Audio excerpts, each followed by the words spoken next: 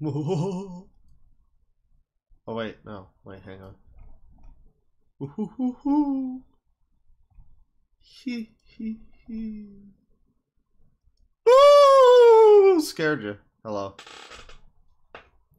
Welcome to one more Halloween spooky stream. This one won't be spooky particularly. I'm just gonna put that out there. This one's not gonna be. No one's gonna get scared by this one. We're gonna be. We're gonna be looking at some bad, some hopefully bad creepypasta. Hopefully we're gonna find something that's genuine bad and not just a bunch of, you know, who was phoned. But that should be pretty fun. In a little while, we're going to be reading some creepy, or not creepy. We're going to be reading some general fanfic stuff with some friends. And I haven't really done a video just sort of doing stuff with my buddies for a while. So hopefully we can manage to pull this one off. But yeah, we got some Seinfeld related fanfiction that I'm very excited to bring to you. And probably a lot of other stuff. So yeah, stick around for that. But before we get there, how you guys doing today? Wattpad. It's hard to find good, bad fanfiction. Because, you know, there's so many that are just like, Joker and the It Clown killed my friend and they stole his legs. Like, there's just a lot of them that are just kind of, alright, settle down. They're just like trying to be bad. But you know, it's always a special thing when you come across a new one that's really genuinely awful. So I'm hoping we get there. I don't know, there's usually standards on a lot of the like creepypasta wikis. They have some level of standards where they won't publish ones that are just complete trash. So we might have to find one that skirts the line really well. Not a bully stream. Listen, it's just fan fiction. That's just criticism. I'm not saying anything about the creators necessarily, and if I do, it's a joke. Legally, it's a joke, but it's just criticism. We can be as hard as these fan fictions as we want. That's fine.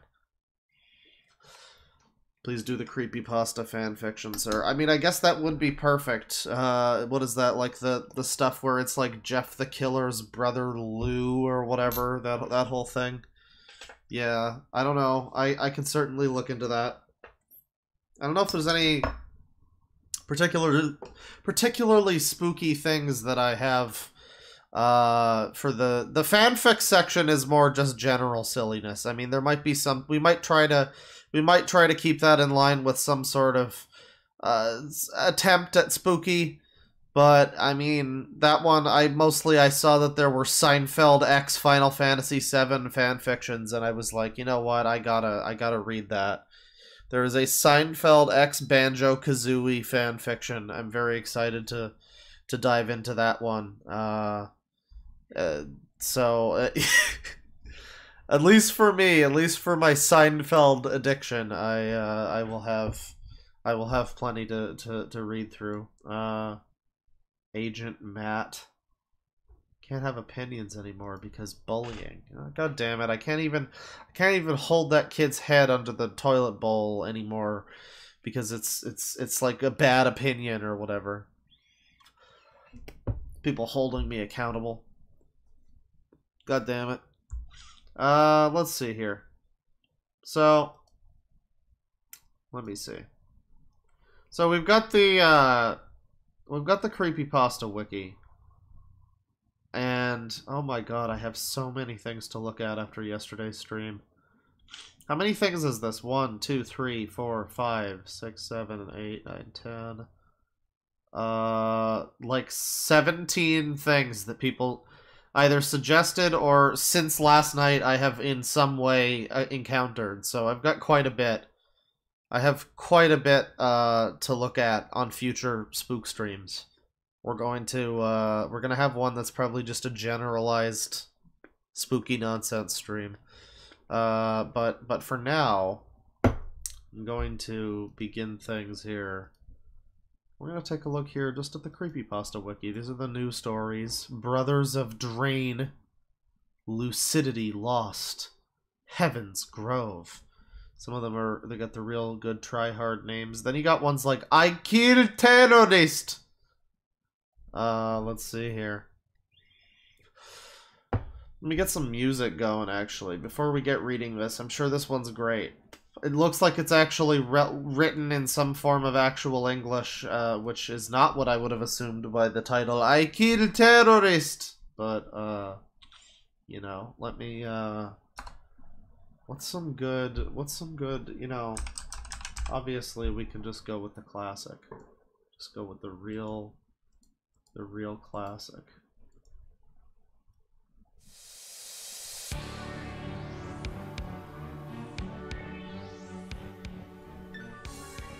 All right.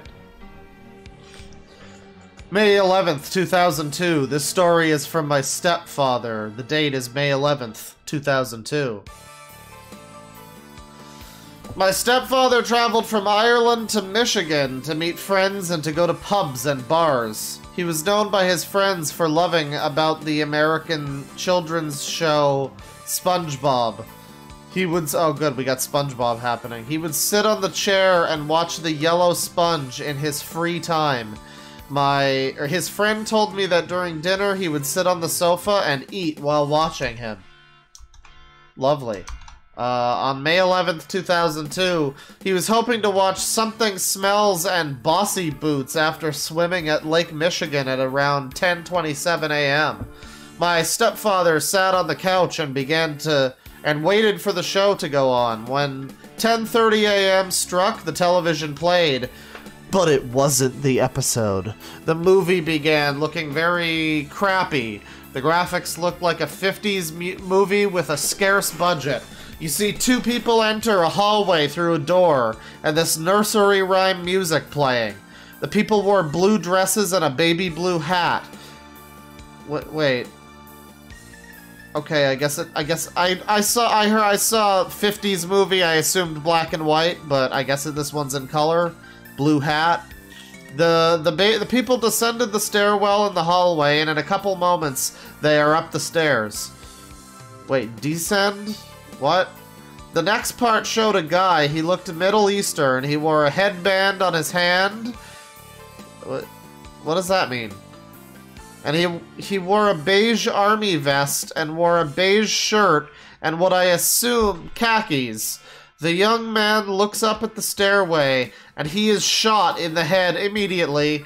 My stepfather was thrown back at the rapid escalation of events. Another young man who looked like a sibling of the dead man looked up and shot a guy wearing a blue Ubisoft uniform. A blue FBI uniform in the head as well. The guy looks at the dead man and gives a disgust look, and he descends into the torn up upstairs. Wait, descends? Do you know? That's not the... It's fine. It looked like a wooden fort from the 1850s. The movie cuts to a man in the car. The car. He looked Caucasian, and he was sporting a football outfit. He goes to a place called Heaven's Home, and a old hospital that surprisingly looked prosperous. Much youth and vigor and vitality at the hospital. The man goes to a girl who he called Miss Sheila and greets her like a friend. The man heads inside the hospital. Wow, my nose is all stuffed up. This is no good. This is bad. This is very bad. You can see his gleefully walking as Miss Sheila is seen kneeling over and collapsing into the pavement in front of the hospital. The movie follows this guy and he ends up in room R221 with a person named Harold Faltz inside. This is very interesting. I don't know. Harold Faltz. Calls our guy Caleb Hassiem, and they chat next to each other. The movie cuts to the night. They're having supper together, and a doctor comes into the room. Alright, I'm getting bored. I'm rapidly getting bored. How is this a creepypasta? This is just like a weird movie that isn't real. This was good, says Pepper Salt. It's been too long since I've read a good Lost Media creepypasta. 7 out of 10. Yeah. This is a movie that doesn't exist. Very cool. Generation Freak. The Store in Abandon. Nostalgia Trip. Maybe Nostalgia Critic will be in this one. Oh, this one's NSFW. Get out, Grandma. Hey all, I hope you guys are having a good day so far. You don't know me, and that's okay. My name's Jeremy, and I've decided to start a blog of sorts. What better place to upload my chronicles of life than here, right? Yeah, on the Creepypasta Wiki. That seems like you're just setting out for disaster. You know, you start out and it's just a blog, but by the end, it's real life. Well, I hope I made the right decision. I suppose I should get introductions out of the way then. I'm your typical college student, hoping to get a degree in a field I'll likely never approach in my career. You know, the usual. Oh, this guy's got the humor, everybody. This guy's got the kitsch. I figured I'd save a bit of cash and register for courses at my local community college, and that seems to have been the right move. Now I'm riding my way through school on grant money and loads of coffee. Sounds fun, right? I already hate this person. I used to romanticize college life back in the day. I'd picture myself as a kid living on campus, attending parties, and finding the love of my life. Yeah, that's how I felt it would be. It would be just like being that cool, rad Nintendo kid from that one ad where he had, like, the power glove and all the accessories. And he had, like, the green and purple and pink, like, outfit that everybody wore in the 80s. Yeah, that's how I wanted to be when I grew up. Sifted through a pile of clothes. Township... Oh, it's a DS game. It's a lost DS game. Township Village. It had been years since I even thought about that game, let alone played it. I clicked on the application instantly, waited as the game loaded. Finally, I was presented with the title screen as well as the old save files contained within the game. For those who don't know, the game closely resembles the Animal Crossing franchise. You get to build and maintain towns for a fantasy world. Once the game loaded, I spawned inside of a house. He's got a silly name. Mr. O. So this is like bootleg Animal Crossing. Look how fucking long this is. Why not just make it about Animal Crossing if you're gonna go into like bootleg fake Animal Crossing? Polka Dots Playhouse. That sounds like a good classic kind of fan fiction. Wolverine 3. Wolverine 3 Facility. Okay. I was assuming this would be Lost Media or something. Wolverine 3. The Return. The Spiral Heads, A Trial by Ordeal. Old Rattlebones. Always check the candy. Dumb. Well, that's me. Inspector, he had this journal in his backpack.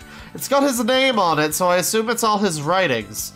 There's several pages torn out, though. None have been found so far, said the constable, as he put the... You don't put the said the constable after that much text.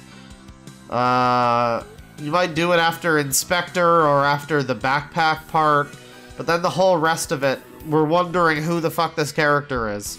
As he put the small journal on the inspector's desk, the radio on his desk created a quiet, muffled ambience of classic rock amid the usual toned-out ruckus going on outside his office.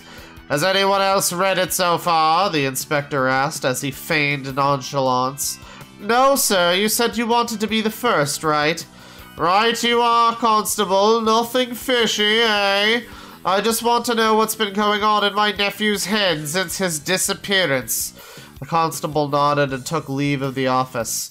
Inspector Smith sat down and firmly thumbed the spine of the thin book as he held it in his lap. Ty, what have you gotten yourself into? He muttered as he shut the radio off. Okay. Radio? Alright. Oh, it is about the Nirvana song. Okay.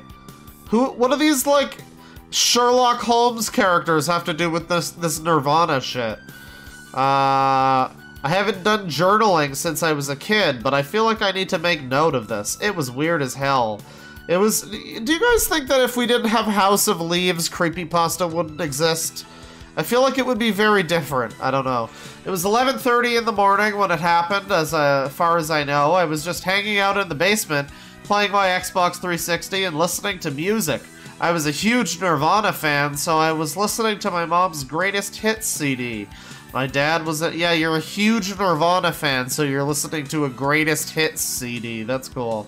My dad was in the other room finishing up some laundry when something struck me as strange. As I was muttering along with the lyrics to the song Dumb, I had some kind of trick of the brain. The line, I think I'm dumb, maybe just happy, played, but what I heard was, I think I'm dumb, guess I'll dress snappy.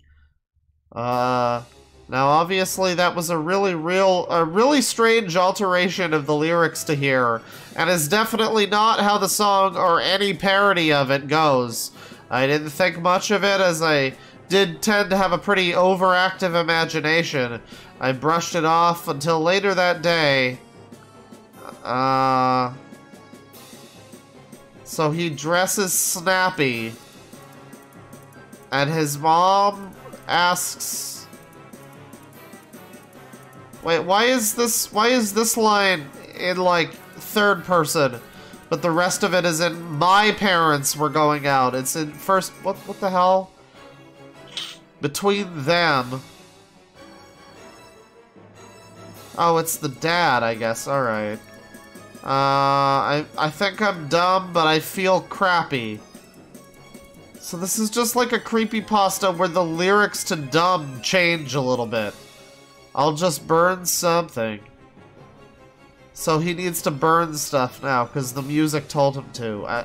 I'll put my hand in hot oil. I wonder what Kurt Cobain would say about this. Tell my parents I'm sorry. He's gonna end it. Okay. What the fuck is this? Oh, spooky, everyone. There he is, the mastermind. The monster himself. 26 minutes past 9. Big blind. Miss Cuzzle, the first victim. First contact. Quasi-cannibal rapacious. What's this one?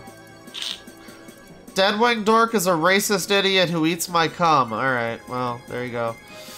That's cool. Nightingale. Oh, okay, someone did a cool, fun thing. Wow.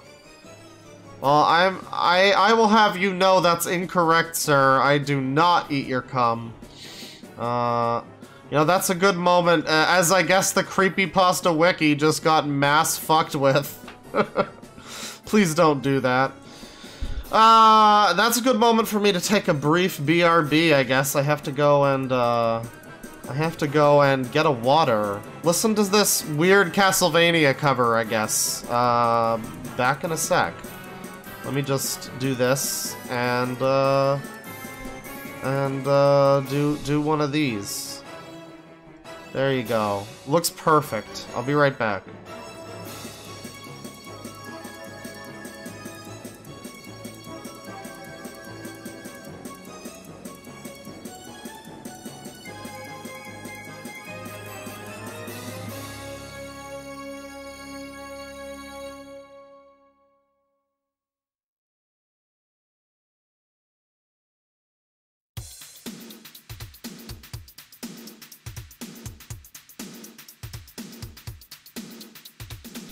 Well, it turns out I already had water. And I, just let it sit there, so that's cool.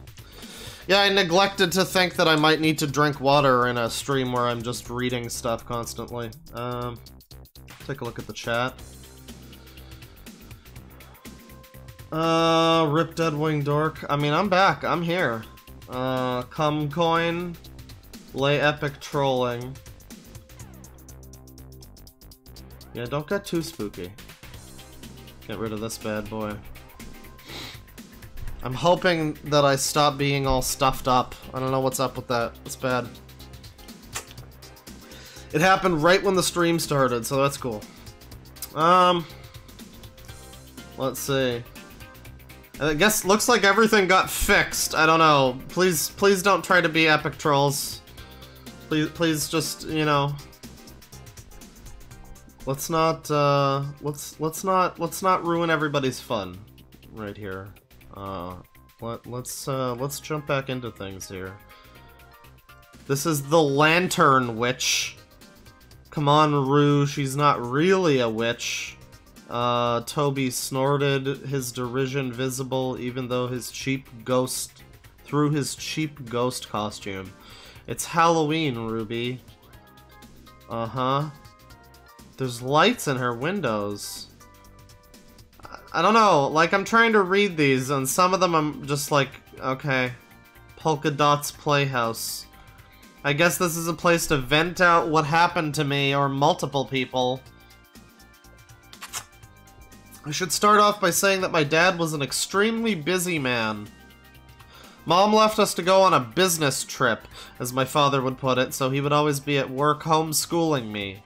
Or homeschooling me. He had a good paying job, but I was too young, around 10 or 12, to be left home by myself. Anyway, back to venting. I remember my dad would always take me to a place called Polka Dots Playhouse. It was a playground daycare type thing. It was obscenely large, though. If I had to guess, I'd say about a football field of slides, merry-go-rounds, swings, and all the usual playground things. Was this by any chance Big Gay L's Big Gay Pet Shop or whatever, animal shelter? Right next to the playground was a white building covered in polka dots of multiple colors and sizes, which was their which was where I would go when it got dark outside. I can read words. My dad would always do the same routine. He'd drop me off at 7 a.m., go to work, then come back at 12 a.m. to pick me up. Me and him were seen as family and would always get a discount, which my dad happily accepted. I guess the Dot family, as they called themselves, saw their customers as their own flesh and blood. So right, spooky polka dot place. Polka Dot's room. It's a maze. I finally managed to get to the door of Polka Dot's room after what felt like 3 hours of searching doors and walking up and down flights of stairs. The lights in the room were on and I could hear Polka Dot doing something inside. I was so close to solving the mystery. I slowly opened the door, and it was like opening Pandora's box. So this is just Charlie and the Chocolate Factory. I got my answer to the mystery, but I was horrified.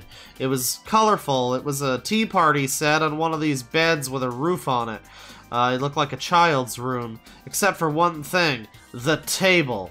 On the far right of the room was a large table with a child seemingly glued on it by a mucus-like substance. Polka Dot was looming over the kid with her jaw unhinged, with a large proboscis-like tongue inserted inside the kid's mouth. The noises that Polka Dot and the kid made were terrifying. The best way I can describe it is like hearing someone choking on a straw, crying and gasping for air while liquid was still going down their throat. She was draining the child's insides of any liquid. Okay. Well, you really just went all in for it, didn't you? Yeah, spooky kid's place. The Eldritch Bus. Big Blind. What was the one I was gonna read? It was Rapacious. Greed. Greed is what got me into this situation. Greed is what tore my family apart. It's what drove a wedge between my sister and I, and what eventually ruined my hometown. My sister Wendy and I had always been close. Always the inseparable sisters growing up. Oh, this is a girl. Ever since I can remember, her outgoing nature always inspired me to be more social and to have more confidence. Okay. She was always the social butterfly. I was the thoughtful one. That's not to say she was brash or stupid at all. She was brilliant in her own way. What a catty bitch. Rapacious, though. What's happening in here that's rapacious? Are we sure this isn't just like a Gilmore Girls sequel? It's like two sisters talking about coming to terms with things. Her voice, she's hungry. I'm so hungry. Oh, she's gonna eat you. She's gonna eat you. Modus operandi, scent. My brother James. I think I've been bitten. Well, how... I don't know, I feel like you could be sure. Oh, this is a good short one. I think I've been bitten by something. I haven't seen it in person, but I have heard of it. At night, it's been scratching at the walls of my home. Sometimes I've heard it tapping at my bedroom window. It started after a recent vacation. I had wanted to stay at a log cabin because I'd never been to one before, so I booked one last weekend. It was okay, not something I'd do again. Too many spiders. At first, things were fine. Nothing noteworthy happened, but on the second day, I noticed claw marks on the... Okay, guys, stop trying to derail the stream. Come on now. Claw marks on the outside of the cabin. I thought maybe it was a bear or something and forgot about it. At night, though, that's when things started getting odd. I heard something screaming in the distance. It wasn't exactly a human scream, but like it had been distorted into something more beastly. After hearing that scream, I decided to go home. Unfortunately, my car was parked about 10 minutes from where I was staying. What if whatever made that noise found me before I could get to the car? I thought it was worth the risk and started packing my things. I exited the cabin and left the keys on a windowsill next to the door. I made my way as quietly as I could down the path to the parking area. The creature screamed again. This time it sounded a lot closer. I hid behind a tree and took a moment to make sure it hadn't seen me. I looked around. Uh-oh, he saw you. Quick load, load your save. I looked around slowly and couldn't see anything other than the trees on the cabin I'd left. I started running down the path, thinking it was safe to get to the car as quickly as possible. I heard something growl and noticed footsteps other than my own. I ran and made it to the car. Got a pain in the neck. Got out of bed, stepped on some glass. Oh, this person just became werewolf by night. Okay, that's cool. The Roswell thesis. Curiosity could kill the cat. The magic of television. Why I moved out of my first house in less than a month. It's a good, very descriptive title. I like that a lot more than Nematoda. Popsicle Patrol. Why people need to stop finding lost media.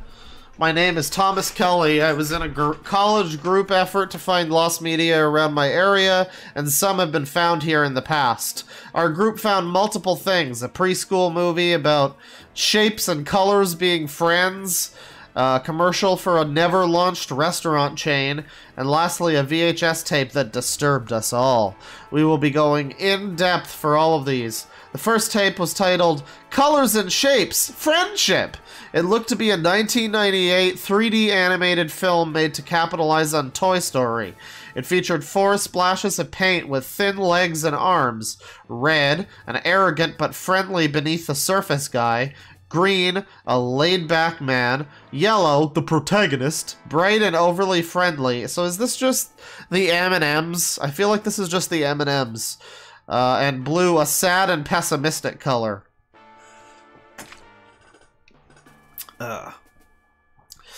They meet the robot-like shapes, square, triangle, circle, and octagon.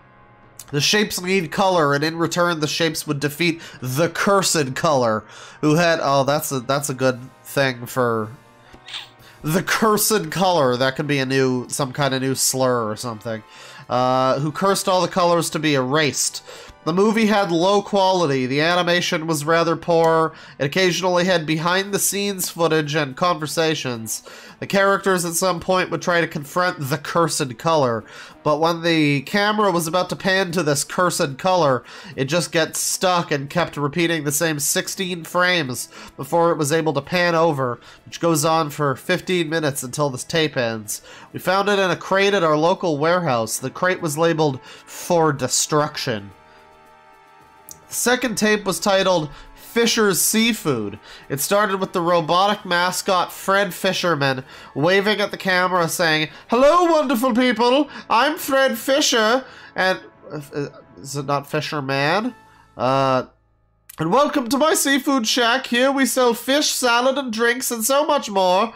You can play with friends while in our playing area. We can't wait to see you here. Yada yada yada. Rub-a-dub-dub. Thanks for the grub. The camera panned around the layout of the restaurant, but after a while, a faint figure can be seen entering a door, which glitches out the camera to high hell. The camera starts displaying a maintenance video on a scrapped mascot, Sebastian Sea Baron, as they are polishing the metal on the torso when they open up the chest. The chest is censored with a black square, but I could guess it was something disturbing as it freaks out the employees. One of them throwing up and another attempting to call a phone before the camera gets knocked to the ground and cuts off. That just sounds like a regular Nerd Crew podcast. The tape ends there. This one was found under the tile of a Jack in the Box restaurant. Well, clearly we know that what Jack in the Box poisoned their food and, you know, tanked the franchise. The last tape was the most disturbing. It made us quit our expeditions for quite a long while, while one of us permanently leaving. It was dated 1959. It starts in a still position facing a padded room in color. There was... Oh... I don't know what this music is, by the way. This is like, I downloaded a torrent with Castlevania music. And it's apparently the Akumajo Dracula MIDI collection. I don't know, it's pretty groovin'. Let's see. There was somebody inside the padded room. Shaved man, presumably. It's weird to describe someone as shaved. You mean like no hair or just like... I guess he means no hair. But if it's just like he doesn't have a beard, I feel like you don't need to specify. You need to specify if there's a beard, not if there isn't one. He has cuts all over his back, and while his legs aren't visible, he does walk strange. He keeps spitting out nonsense. A male scientist says, "Begin the first test! They're waiting for you, Gordon." And somebody walks in with a taser, some kind of weapon, and a syringe full of a dark green substance. The subject stands still and gets the first injection, which makes his nose start bleeding. His eyes start fidgeting rapidly, and he starts shaking until he falls down on the ground. After about a minute, it all stops and he gets back up. The camera goes black and mute for a second before the cutting to the subject again, who was chained to the wall. Technologically advanced for the time, metal hat is strapped on him with wires attaching to the ceiling. There, an electric pulse travels through the wire and into the hat. The subject... so it's like a... what the fuck? A red oily substance?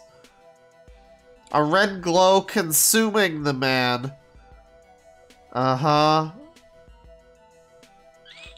That's why lost media needs to remain lost, everybody. Because you might find the Demon Man, or whatever that fucking shit is. Woolly Bill, awaken my son. I explored Area 51 using astral projection.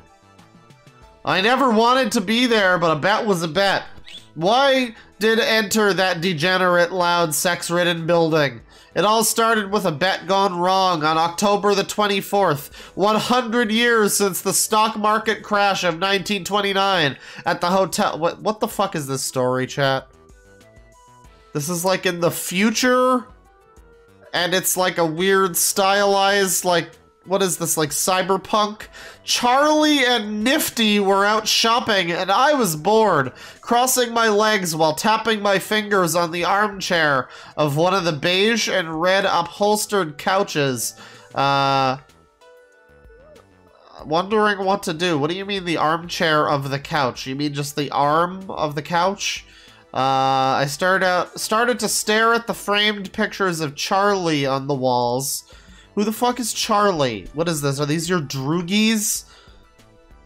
Then at the stained glass depicting deer and Vives. No Vives, no Beavis. Come on. Courtesy of myself, coloring the ground underneath them. I felt tired in a way, almost falling asleep on the couch. I then heard a loud yell of "Vaggie." Who are these characters? What the fuck is this? Going off at my good friend Husker, arguing about his drinking problem. It was enough to not only snap me out of my dozy trance, but to keep my interest. It was entertaining. Hilarious, almost. Well, according to you, I guess. The spider sitting next to me made a bet, the same one that would land me here. He proposed that things would get physical in less than 20 seconds. I thought it would take longer than that. Boy, was I wrong.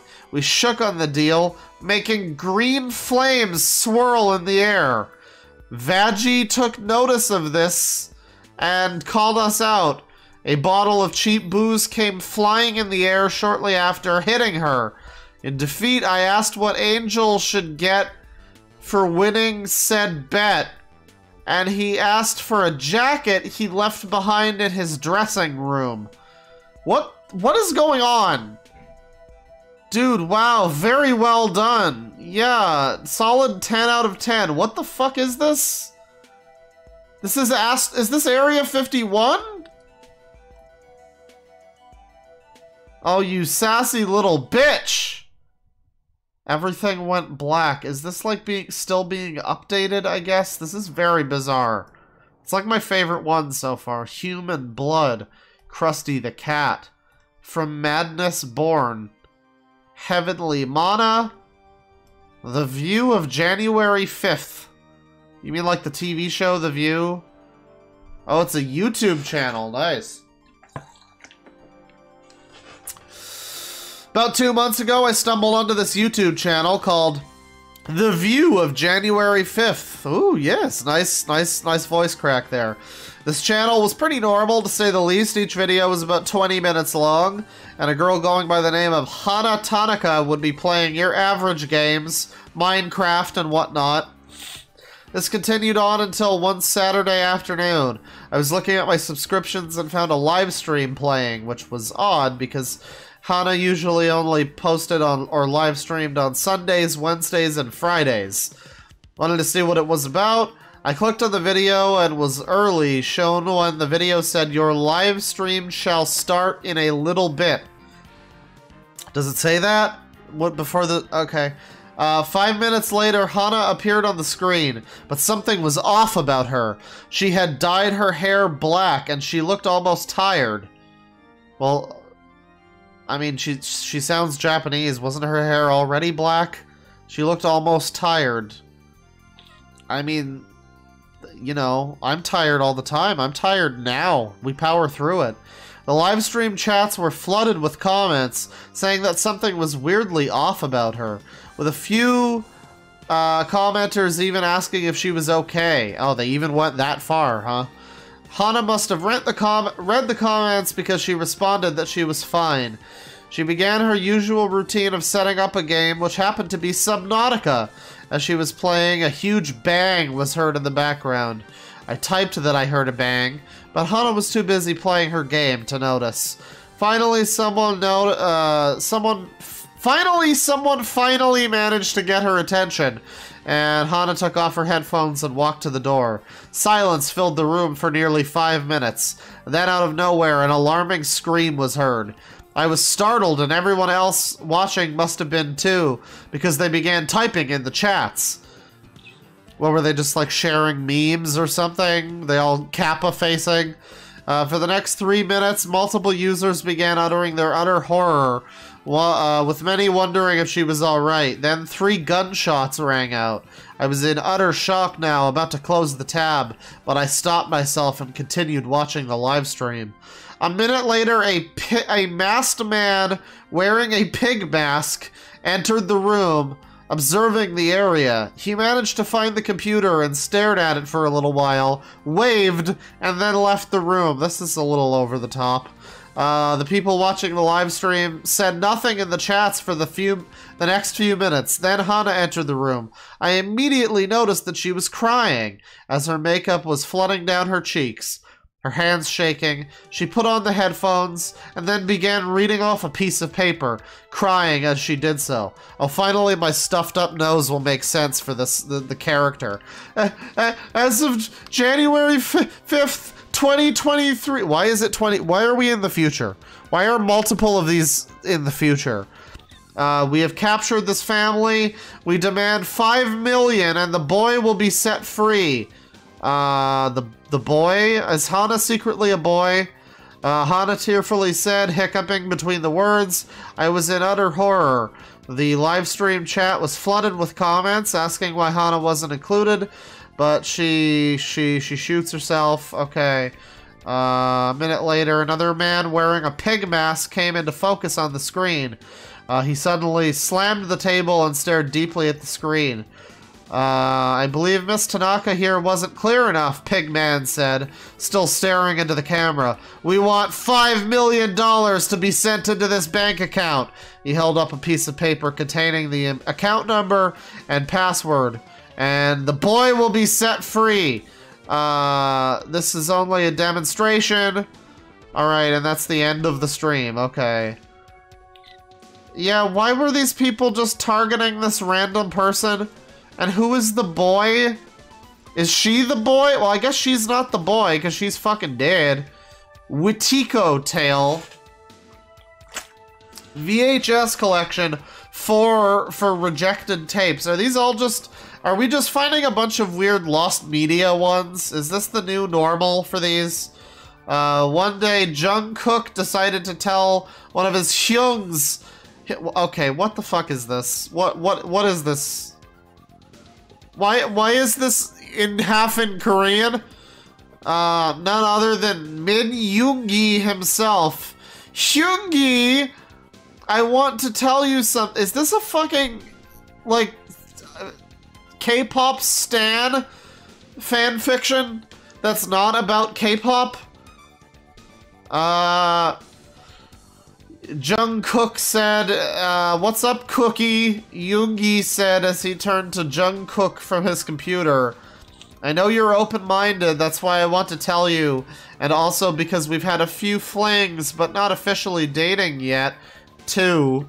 If you want us to be together, I'd be happy to call you mine, but go... What am I reading now? I think it was better when it was DeadwingDork is a racist idiot, or whatever that other thing was. This is much worse than that as a fanfiction, or a creepypasta, or whatever. Are these, like, people? Are these characters? Please, Hyung. I'd love that. I use diaper- What the fuck? How did we get back to diapers? Alright, fine. It's time to start drinking gin. Fuck this. Now we're in diapers, chat. We're back into fucking... I use diapers in my studio. I get horny when I use it, Hyung. Is this Squid Game? I genuinely don't know. Are these like, these are real people. These are BTS members? Okay. Why doesn't it say that these are BTS members? It's in Dismemberment and Reality. Neither of those tags mention diapers or BTS. We found, chat, we're not even at the fanfic section yet, and we found diaper BTS creepypasta. Incredible. Time for gin, Jesus Christ. Where are you, Pamperchew? Where are you?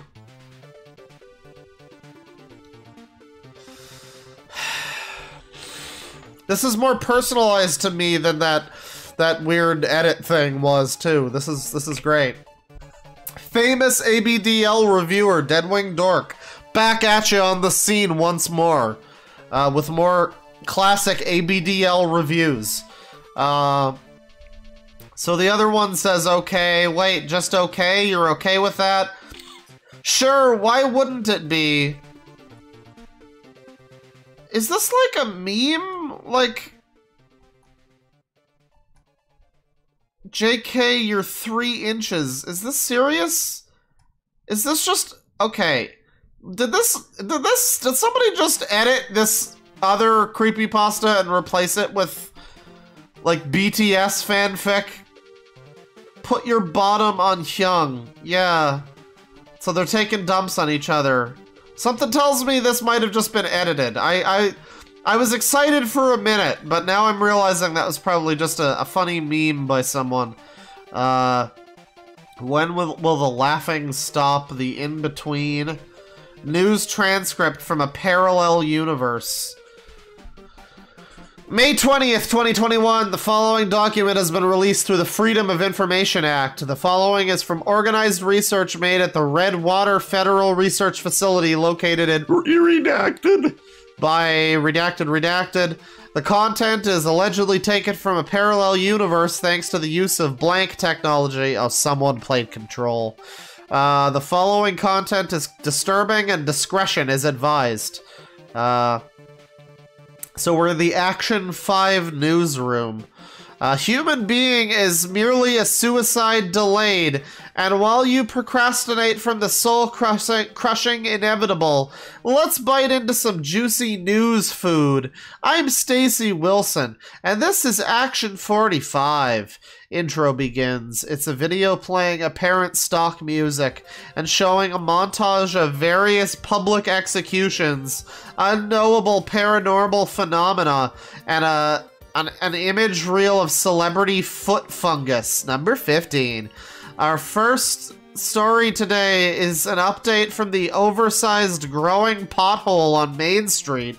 It is not a pothole. Let's report in with Harold Jimmings, who is in an alien area formerly known as downtown. Harold, can you tell us what's going on? News ticker. Pedophilic serial killer wins custody of kidnapped child. Civil liberty organizations rejoice. Am I reading like a Ben Garrison comic? This is pretty out there. Harold Jimmings, correspondent. You're going to have to speak louder, Stacy. I can only just barely hear you over the ungodly wailing of the dying and dead. Right now, we have seen a radical escalation from yesterday. What began as an annoyance for local commuters ended up being, as some experts suggest, the return of some dark godlike being. Quite possibly a great old one awakening or visiting outer god, enforcing their wills on this pathetic planet. As we know, all we know is that this is a black void of unspeakable terror. It's swallowing buildings and roads and sidewalks and anything else in its path, including people. Wow, that is certainly interesting. Do we have any idea what is happening to those that are dragged in? Well, Stacy, we are currently very early on in this garden variety apocalyptic event. I can personally attest to, as well as demonstrate, the attempts by this dark or beings to psychologically torment me for my terrible past. Screen expands to an almost empty dark void with the reporter standing on a glowing elder sign. Elder sign? A neon rope is tied around him, possibly to help him return from the abyss. A vague white figure can be seen in the distance. As you can see, but may not hear over the sobbing pleas for pity, is the ghostly visage of a person I killed in a hit and run when I was 19. He is scolding me for my past and my lack of remorse for ending his life due to my negligence. I hit the poor bastard while drunk and buried his body in the woods. He had a wife and kids and everything, though thanks to the symbol of protection on my soul, I cannot be dragged into whatever dimension of glorious agony I clearly deserved. Wow, what a revelation of your own damning monstrosity. Good thing the statute of limitations for murder is only 30 days. I'm proud to live in such a free country. Go Eagles! News ticker. Senate votes to acquit President Harvey Weinstein in his 5th impeachment trial. On to I feel like we're getting some commentary here, chat. On to our next story, a real treat for all you science lovers out there. We have a phone interview with infamous cloning expert Emil Hidiek. His new big discovery, human clones deeply resent coming into this unbearable material existence. Dr. Hidiek, can you tell us more? Emil Hidiek, cloning scientist / wanted war criminal. Thank you for having me, Stacy. Now that my experiments have reached a high level of intelligence and awareness, they have expressed to me, surprisingly but not unexpectedly, how much they hate being brought into the wretchedness that is the flesh, and how all carbon-based life forms are cursed with boredom, disappointment, and a certain death. Oh my gosh, have you tried cheering them up? News ticker. Saudi Arabia decriminalizes homosexuality, citing femboys being too cute. Okay, and on that note, we're done with this one. Good lord. It's Creepypasta of 2021, everybody. The Limerick Man. The Piano Keys. Parasite. Leave a light on for Remus. He's coming.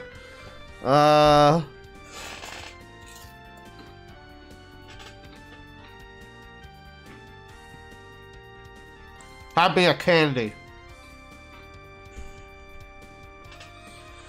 I deserve me a goddamn candy after reading that nonsense. A victor spoiled. Jim the Normal Man. What's so normal about him? Every single day from August to June, I walked home from Gillingdale High School. A pretty rough school, where if you don't learn anything, you would at least earn a beating from some of the students there. I happened to have a couple of those throughout the days I counted. But there was always a time when I would talk to my neighbor, a guy named Jim. Jim was a likable guy. He had charisma, a sense of humor, and a nice personality to him. He owned a nice home, he drove a nice car, and he had a wife named Carrie, who would sometimes bake cookies. I thought those cookies would always taste a bit grainy, and felt something was in them, but, you know, they tasted pretty fine. Jim had blonde hair, had blue eyes, wore a light blue turtleneck that was knitted by his wife, wore beige pants, and also some pretty nice brown shoes. Brown shoes that shined when he stood on the sidewalk at day. I frequently had talks with Jim, and, you know, Jim was talking like a Gatling gun. He talked fast, but were fast enough to the extent where I could listen to him. He kept talks with me short, and, you know, Carrie and Jim were expecting a kid so soon. What is this writing style? And, you know, are we being... Is this like a folksy guy at a diner? Carrie and Jim were expecting a kid soon, so Jim was in a rush to always check on Carrie. But I did remember a time where Jim acted off. He was always so normal, and he had such a perfect life. But so much so I would call him Jim the Normal Man. Very creative title. But when I had that talk with him, it was to the point where I wanted to basically run from him. It was a lazy day in May, to be precise, May 24th. It was a lovely sunny day, but later on the rain kicked in. I ran into Jim on the way home, cleaning his car. "Hello, Jim," I shouted out. "Why, hello, Carter," Jim replied, turning off the hose. The water droplets coming down his car glistened as well as his smile. Jim walked near me so we could talk in a normal pace. "So, Jim, what's going on? How's Carrie?" "Not much. Carrie's doing fine. I really am excited for our kid," Jim replied with a happy tone. At this point, there wasn't much to talk about. Then I brought up a topic that made him odd. "Are you going to get some toys and stuff for your child?" I asked. Then Jim's happy expression disappeared. I don't know why. "Huh, what? Toys? Stuff?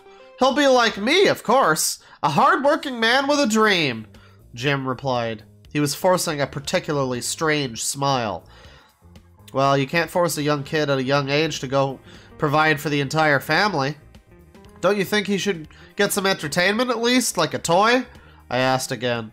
I didn't raise my tone as much with Jim, but this time I did. Jim was a nice guy, but I knew he couldn't do this to his child, of course. "Well, you see, I don't believe in that stuff. You know, I have to provide for my family. And someday, he has to, too," Jim exclaimed. He broke out of character. "Well, listen, Jim. Don't be rough on him," I told Jim. "Jim, I can't believe you've done this. I can't believe you've committed suicide." No, don't tell me what to do. We're good buddies, right, Carter? You're a good kid. Don't tell me what to do." Jim shouted then. He broke even more out of character. "Stop freaking out, Jim. I'm being nice," I shouted back. Jim was starting to act crazy, all for nothing.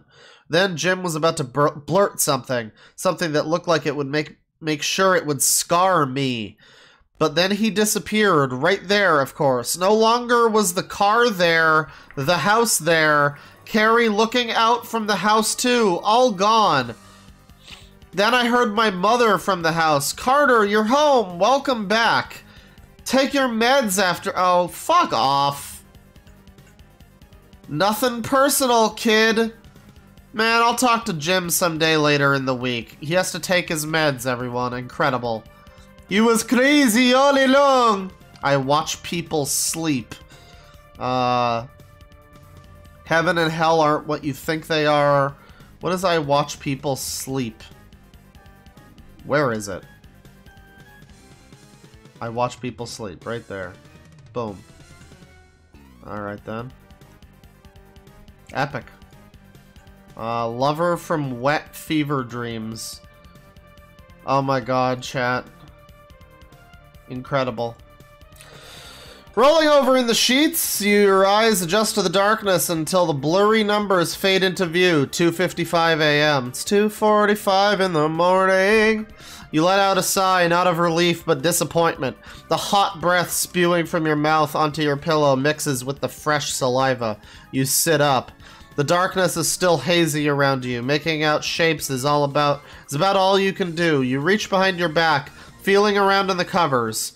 And then, that's when the true disappointment sets in. There's nothing there, and that's precisely the point. You're alone. You start a little prayer, hoping your fingers are lying, but you know they're not. There's nothing in your bed except for you, and somehow, that makes you utterly sad. You can't just say how the characters are feeling. That makes me angry! This happens every night, yet for some reason it troubles you each time. The pattern of realizing you're utterly alone slowly unravels you. You can scroll endlessly through your phone or perhaps find some other means of distracting yourself, but the feeling always returns. Then one night, no different than the others, you awaken to a different feeling. Your eyes shift from the clock through the darkness, your hand gliding across the sheets until it touches flesh. Have your prayers been answered? Is this a dream? Your hand feels the sensation of another, gripping it ever so gently. Your head rolls over as your eyes adjust in the darkness to a face resting on the pillow, the once empty pillow next to yours. It's easily the most gorgeous person you've ever seen. An embodiment of something something, look at her, she's beautiful. Everything you've ever wanted in a companion. And there they are. You stroke the hand as they lovingly stare at you, leaving your stomach turning and your lips speechless. Stop touching them. Get out of bed and leave your house. But you won't. You'll lay there all jittery, confused, nervous, but too invested in your feelings to care. This person makes you feel special, complete, as if you'll never have another lonesome night again, not with them around. Okay, so he loves the girl. Is this true love? Years go by. You and your lover seem inseparable. They do anything for you, both in the bed and outside of it, and you love them for that. But do they love you? That question eats away at your mind, but you know they'll never answer. So what's the point in asking? They haven't left yet, after all. They can't. Then you wake up. It's 3 in the morning. Was it all a dream? Your heart breaks as your eyes...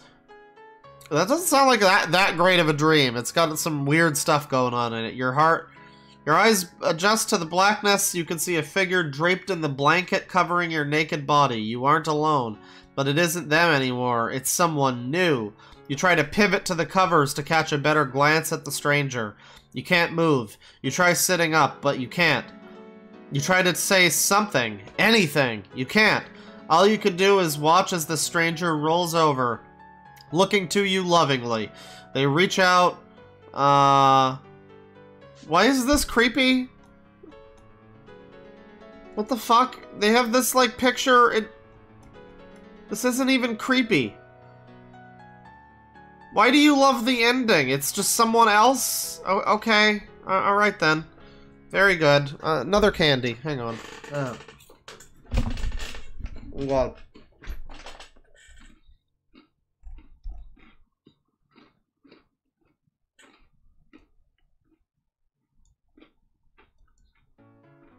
ASMR, everyone.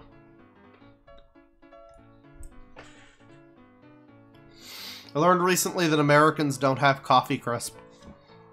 It's one of the best Canadian chocolate bars. You're really missing out. The Ghost in the Photos. The Horror at Blacktown. Oh, that's a good name. Blacktown was a normal town. At least from 1915 to 1985. On Friday, September 13th, 1985, everything changed. Comma, capitalized L. Let's get on to the story. Yeah, I'm waiting for you. Go ahead. It was Wednesday, September 11th. Oh, that's a good day. 1985. Jennifer Emper and Mark Emper had their first day of school. After that hustle, they went home. When at home, they went outside to play! Exclamation mark. What is this, a Stan Lee comic? But when they did, they felt something was watching them. When they felt something was watching them, they quickly went inside where they were safe with their mom. While they were home, they wanted to tell their mom, but, comma, they didn't because their mom would not believe them, comma, she is a mom. Anyways, the next day they came back to school. Well, on the second floor in class, they looked out the window. They saw a dark figure looking at them below the "Welcome to Blacktown" sign. I don't know. I don't know if I like the name Blacktown. They tried to stop thinking about it. After school, they didn't see the figure anymore. Oh, is it Slender Man? Is he there? As their mom came to pick them up, they saw the figure at a house 3 buildings away from school. The house number was 333. They wondered if the figure liked the number 3. As they were home, they researched all the houses with the number 3 around. Just around, you know. Surprisingly, when they saw the first... Where they first saw the figure was house 33. There were 20 houses which had the number 3. Why 20? Why not like 33 houses or something? Stay consistent, come on. With that number of houses, they were worried. 1 week later, they had heard in the newspaper, police are tangled with calls of a dark figure staring at children and adults. They gasped, they looked at each other and knew what to do. They worked for hours. What? Why do they know that? What? The plan. Get your light bulbs and lamps. Needs to be battery operated. That's part 1 of the plan. Part 2 of the plan is to put them together. And part 3 of the plan is to be finished with the plan. That's almost up there with question mark profit. The next day they went near house 33333. There really is a house like that? They saw the figure and one of them drew what they saw. They saw nothing. Well, that's about the extent of my artistic talent. But when they did see something, they saw the figure. What? Oh, this is so bad. When they did see something, which they didn't see, it was nothing. But also they saw the figure. But then they did see something and it was the figure. But they didn't see it because it was nothing. But they saw it because they drew what they saw. But they didn't see it because it was nothing. But you see, it was supposed to be an easy grab. But it weren't no easy grab because they got T. It looked like the figure was weaker. With that, the kids lured the figure into their house. Again, you keep saying figure. What is figure? They asked why. Oh, it's their grandfather. I don't know what we're listening to, chat member. This is kind of hilarious. It's like the kids suddenly decide they have a plan and they make this ridiculous list. And one of the checkpoints on the list is being finished with the list. And then they go to a place and they see a figure and they draw what they saw, but they see nothing. And I just love the concept of like, here, draw that! And she just scribbles on the page for a minute and hands it back to him and there's just nothing there. That's pretty funny.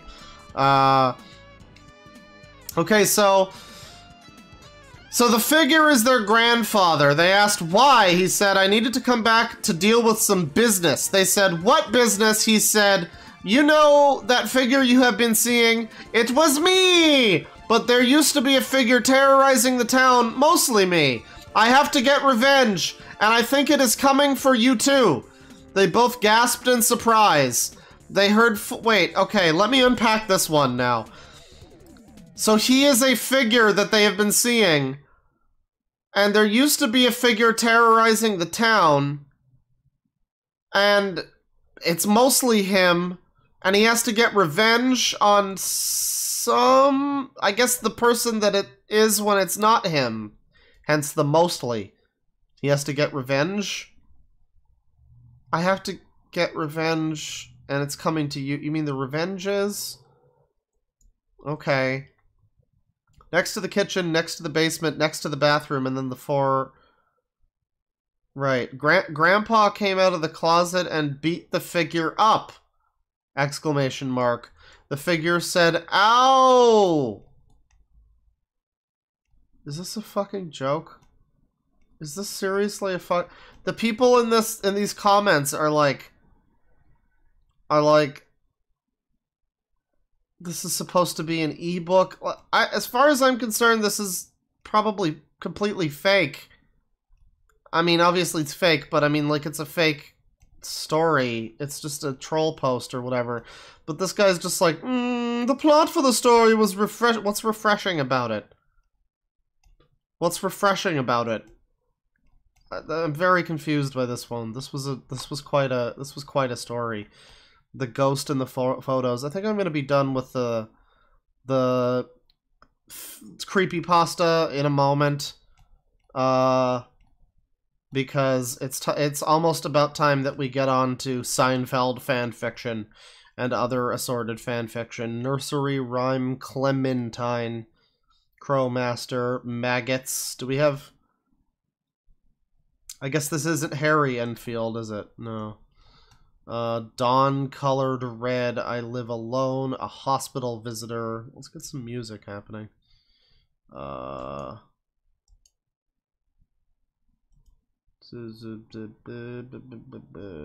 Okay, then. Come on. Get the music going.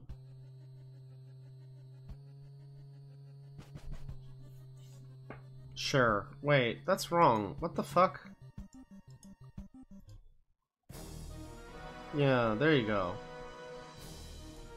More spooky Halloween stuff happening. Music that makes you sick. There's a lot of that going around. I'm putting this story out there because I'm hoping someone may have an idea of what has happened. First, I'm curious about the ability of music to make one physically ill or manipulate someone subconsciously, but even more, I want to know why it occurred in this case. It all started with a birthday gift. I have a friend, Angela Chong, whose birthday was coming up. I wanted to get her something nice, but my lack of personal organization left me scrambling. Fortunately, we live in a world of modern technology. I logged on and did a quick search. I had one good idea, and eBay was there to deliver. Angie is a big fan— oh, not K-pop again. Not K-pop again. Jesus Christ.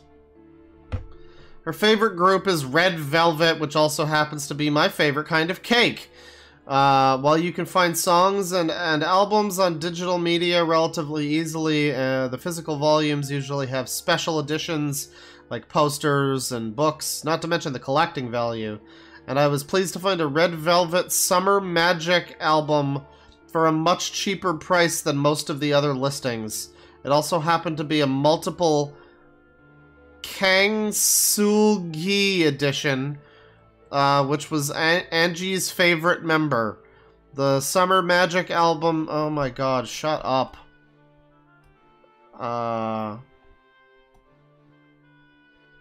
She got to the dark web. What the fuck? The dark web? Okay, right. Dark web K-pop, everyone. That's the subtitle for today's stream. Let's do like one more. In fact, I have a perfect one last one to do. I have a perfect final creepypasta before we move on to fanfics. And, I guess, Bear, you can alert people to get into the live on-air chat in the Discord. But, one final thing. We have the lovely, the classic Caillou Family Secrets. Let me just increase that a bit. Does anyone remember the television show on PBS, Caillou? It's a show about a little kid who goes to all these places and deals with real-life situations. There was an unaired episode that was so fucked up I had to tell someone. You might be wondering, how do I know of this unaired episode? Well, I used to work at PBS Studios. There was a man who was a lead animator for a Caillou special, which was supposed to revive the struggling franchise in 2008. His name was Daniel. He would work day after day in an isolated room, designing a special that would blow our minds. As he said, he indeed blew our minds, but not in an amazed way. In a sick, twisted way. One day, he rounded up the cast and crew of the show to watch his final product. He gave us 2 DVDs and then left for unknown reasons. We put the first DVD in to see our guaranteed masterpiece of an episode. If only he knew what would befall. The first DVD started. It had the normal theme song for Caillou, and it brought back memories of past episodes for me. A title card appeared and it said, Family Secrets. The episode began with Caillou in a hospital, and his father was sitting beside him in a rocking chair.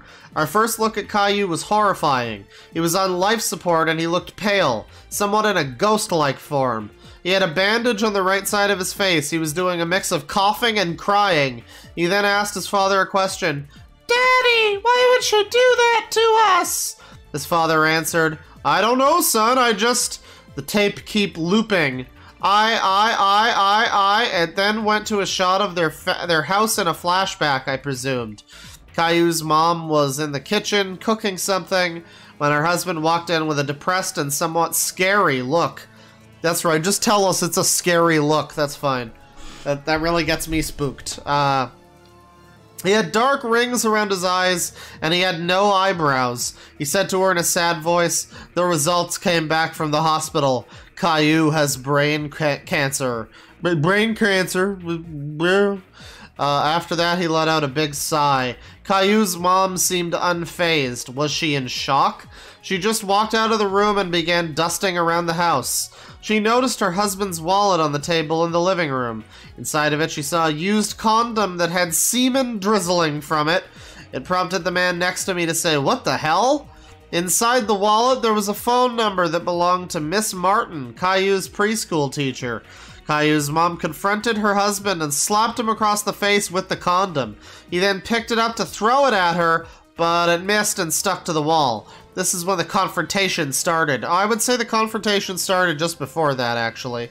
What the fuck is this? Caillou's mom said. I don't know, said his father. Yes, you do, you man whore. It's not like I get it from you anymore since you had those fucking kids. I told you to abort them. Hell, I would have shoved a vacuum cleaner into your pussy. Okay. So... my favorite part about this is that this guy who single-handedly did this rounded up the entire cast and crew of the show. And apparently none of the cast who would have had to have voiced this. You're a cunt, now live with it, ADHD, sucking dick, crazy slut. Right. X-Men, Emma, and Xavier? What the fuck? Caillou's mom went to the house. Caillou Family Secrets 1. I can't take it anymore. His eye was deformed and grotesque beyond belief. He rushed toward Caillou, but the medical staff came to stop him. My family killed my spirit, and now I'm gonna die with it. Caillou dies. Do not watch them! For the love of God, do not watch them! Alright, well... I'm glad we have determined... I'm glad we have determined not to watch the Caillou fanfiction. That's pretty great. Now... I am going to... hop on with some buddies. And, we are going to begin reading some real shitey fan fiction. Let's see here. That was an episode I'd watch the show. Who joined? It is called. It is me, the racist who eats cum or something. Hello. Hello. How you guys doing? Maybe introduce yourselves. My stream is delayed. Oh, are we on air right now? Yes, you're currently on air. This is embarrassing. Caught with my dick out. Stream is like really delayed here. Yeah, because it's going through YouTube. Yeah, I don't know. Or YouTube. Probably because you're all the way in Canada. No, just kidding. Yeah, it's basically the moon. Basically, yeah. Basically the moon. Oh I'm god, the now guy. I gotta fucking mute the stream. God damn it. Hi. Hello, Bear. So we got Hello. Ash. Hello, Ash. Hi, Yes, it's me, Ash, the resident Ready Player One fan. That's true. Oh yeah, you were on that stream, weren't you? We That was got the only stream I was on. we got Cody. Hello, Cody.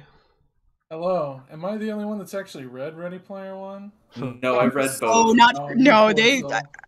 Okay, am I the only one that read Ready Player One for college? Because that was an assigned book for college. Oh, Where the fuck did you go to college? West Virginia, I think. West Virginia, Ready Player One. Oh, okay. Yeah, we're doing that. We got Mev here. Hello, Mev. Hello. Mev of the Olands. Hmm. We got Bear. Hello, Bear. Yo, yo, yo, what's up? My name is Bear. Call me Bear, nothing else. I am Bear, not Claw. No, I was about to say the end. Yeah, I was about to say no gamer words. Why would you think I would... I don't know, Bear. I don't know how I'd ever get the inkling that you would just say the I N am word apropos of nothing. Apropos of absolutely nothing.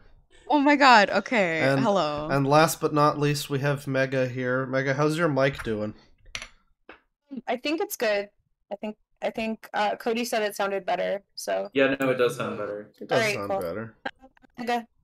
Well, welcome everybody to the stream. We're gonna be reading some good fan fictions, and I love that I have the Seinfeld crossover section bookmarked, and it's like halfway up my list now with all the shit that I've had to bookmark. We've got a lot more analog horror shit, so I guess that's gonna have to be Wait, another no, stream.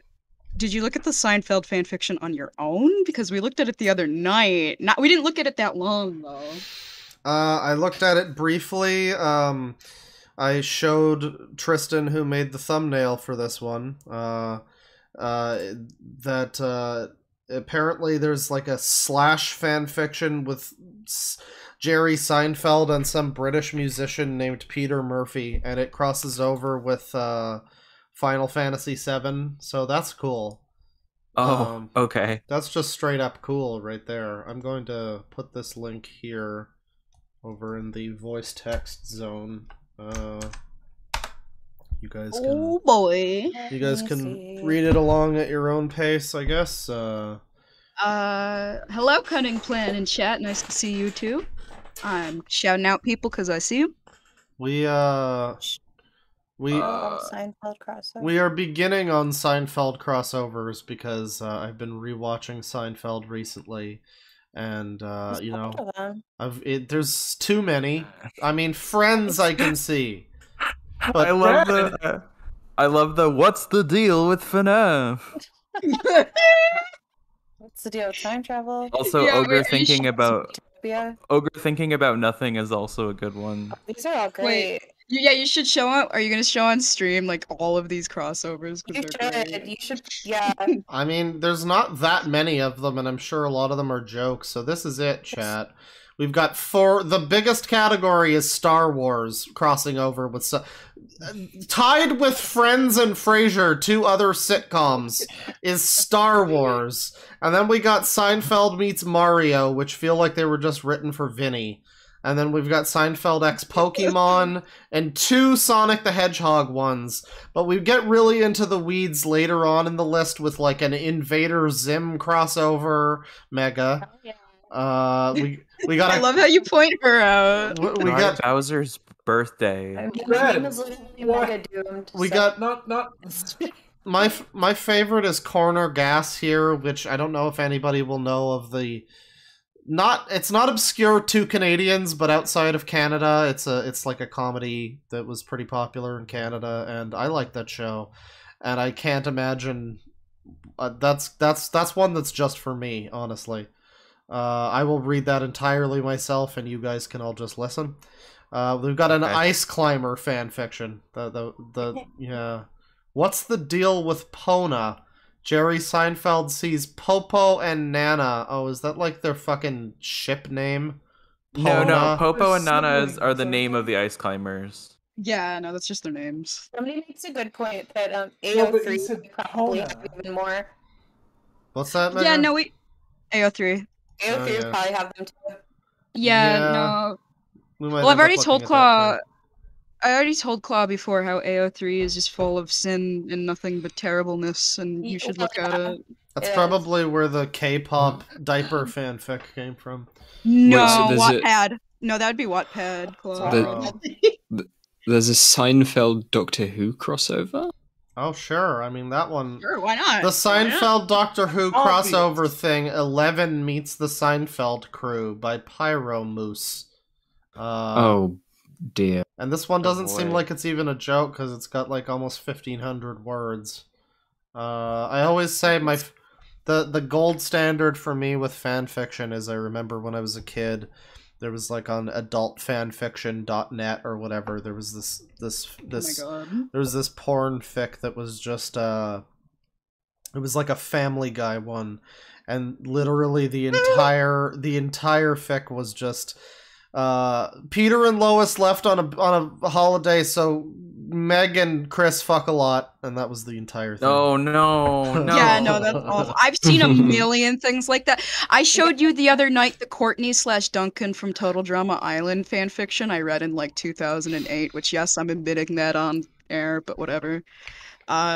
Yes, the Total Drama Island Holocaust fanfiction. That's Yeah, right. don't tiptoe around what it was about, Bear. It was Yeah, it was about like Duncan was like a Nazi, and he was keeping Courtney in like a room, and he would like be torturing her, and she was like a Jew, and then at the end she died and went to heaven. It was so fucking weird, and I remember reading it when I was like 13 and being like, oh, okay. Somebody asks. Read like it was like Ed and Eddie fan fiction, and I don't know why, because I didn't even really watch that show that much. I think I just discovered the website and wanted to see if it existed, and I came across one that was really bad. It was like Double D was a serial killer, and he decided to just like maim and mutilate everybody else, and now I'm here. So what's that? Where do I read this Total Drama fic? Just go on fanfiction.net and search by like old fanfictions. I'm sure you'll find it. Yeah, there's a lot that date back to like 2000 or whatever. Someone suggested suggested the Saw Seinfeld crossover, which is appropriately titled Sawfeld. But it's humor parody. I'm trying to find one that's real. I choose to believe there will be one that's like legitimately the headcanon of like, oh yeah, they met the penguins of Madagascar, absolutely. What do we got for that one? That'd be funny. While at the Central Park Zoo, Jerry Seinfeld and friends meet the penguins of Madagascar, and things, well, resolve into nothing, really. See, there you go. There's a fiction. That's a fiction. Hilarity ensues. That's like the fan fiction I read. That's a fiction that matches Seinfeld well, because it's a story about nothing, right? Exactly. Yeah. Story about nothing. Oh, I don't know why, but Seinfeld Smash Bros has really piqued my interest. Seinfeld Smash Bros. It's on the first page. Oh. Look, That's all true. of these have potential, but we're going to have to jump into one eventually. It's so amusing to look at them all, though, too. I have opened up Seinfeld of Madagascar. Okay, let's do that one. And, It's very short, incredibly short. it is pretty short. Oh yeah, okay. I guess you guys can choose which characters to do. I'll be like the narrator person. Alright, I guess, wait, no, both me and Meg are the chicks, so we have to fight over a Can lane. I please be Jerry? I suppose. You could be Jerry. You seem like more of a George, but go for it. I could be oh yeah, I could be George. Wait, no, I don't want to be Elaine. I'll be Kramer. I have no idea who these people are. That's because you're a bad person. Jerry Seinfeld found himself alone. Shut the fuck up, Mev. Get back in your cage, Mev. God damn it. Mevlander. Jerry Seinfeld found himself along with George Costanza, Elaine, and Kramer at the Central Park Zoo, with them all standing in front of the popular penguin exhibit as they heard strange things about them. The penguins of Madagascar all were looking at these four humans carefully, as they noted that they were different from the rest. Jerry. Oh, did you? Oh my god! Which one is Jerry? No, listen. No. One of you leads. Jesus Christ. Mev, be Jerry. Is Jerry the funny? What's the deal? Yeah, exactly. So I don't want you to be Jerry. You have to do it in an American accent, though. Yes. I don't get it. Why would they? Why would they have penguins at the zoo instead of the aquarium? Jerry pointed out as he was moving his hands about. George. Because maybe people don't want to go to Coney Island when it's freezing in the winter. George yelled as he dropped his glasses, bending down and picking them up as he glanced behind him to see some kids giggling. Elaine. Did you decide you wanted to be Elaine? Oh my god. No, you're Elaine. I'm Kramer. Well, why would there be a zoo in the middle of a trash can like Manhattan? Elaine pointed out as she was adjusting her hair. Was I not supposed to read that part? I did it anyway. Good job. See, that's taking charge right there. I heard the Bronx Zoo is much roomier than this. Kramer pointed out as he looked around, wondering if anyone was staring at them. Everything is roomier to you, Kramer. What You the fuck? Look, my entire exposure to Jerry Seinfeld has been B-movie, and I barely remember that. Right, of course. My name's Jerry Everything. Seinfeld. I'm gonna fuck your mother. Everything. No. You've ruined it. You now. have to try not to. Everything. You have to try not to Everything do is it like an roomier to old you, west Kramer. prospector. You could think barely about move in your own apartment. Jerry pointed out. In Oh. New York. Keep Oh god, now, Oh And god. now I don't know. Humans. Skipper stated as he rubbed his chin with his right flip. I don't know anything about the penguins of Madagascar. Claw, just I do only the, know, the penguins, I only Claw. know about them because of the Mrs. Obama, get down! That's Mrs. true. Obama! They talk like secret agents. Yeah, the So things I they're know. talking about, like it's about nothing. Wow, Well that's said, Skipper. I'm not sure what this chat they're having have anything to do with us, Kowalski added, as he was tempted to take out a notepad. Tempted, but didn't. Nothing! I'm just Rico. Rico exclaimed as he laughed, with the other penguins glancing at him as he frowned.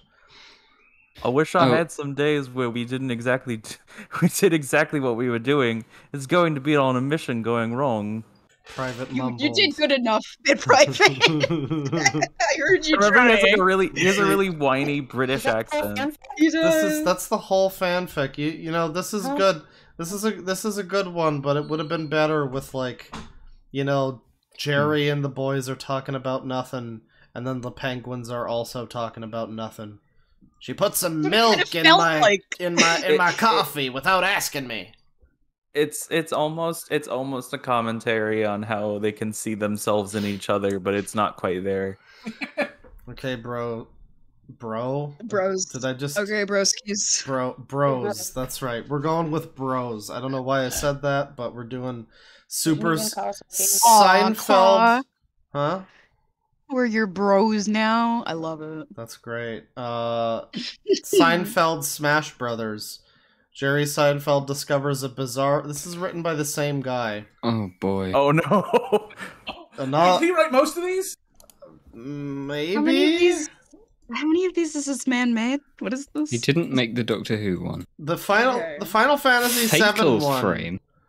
What the fuck? Ruby. What the fuck is Ruby? He did the Ice Climber one. Kramer convinces George to go with him to a quaint rural village whilst the Seinfeld gang is on holiday in Japan. Seinfeld X Crimson Butterfly crossover.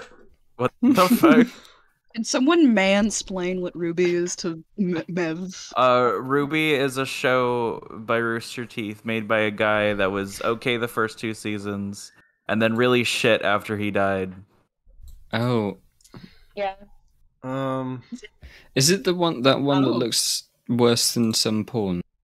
Yes. Yes. It's made in like Miku Miku dance, and the fight scenes are fine, but every scene where people are talking looks awful. Like VR chat renders. Yeah, pretty much. Yeah, it just it does look like a does. VR chat. They might as well room. make the show in VR chat. They should do Holy that. shit. Seinfeld. Okay, let's do Seinfeld Smash Brothers, even though this one's That was like a the same joke guy. or whatever. Yeah, but it's fine. Oh, the same guy. They're not all the same guy. The Crimson Butterfly fucking Toho Space X Ghost one is Seinfeld him. shit. The Space Ghost one is him. I bet one of these Sonic ones is him. Yeah, it is. So, Power Rangers. Seinfeld Smash Brothers. Jerry Seinfeld hummed as he was walking into his apartment when he noticed a weird letter resting on his table as he squinted. I take it I'm still Jerry. You gotta continue being Jerry. What the? Jerry remarked as he picked up the letter, looking at it oddly. Why is there a weird ball symbol on this thing? Suddenly, the letter began to change violently, with all sorts of bizarre Nintendo stuff emerging as it all populated the apartment for which Jerry lived in. Very good. Jerry emerged from a pile of Pokeballs as several Pokemon emerged from them and began attacking him, with Kramer sliding in as he looked at all the different things that were suddenly present.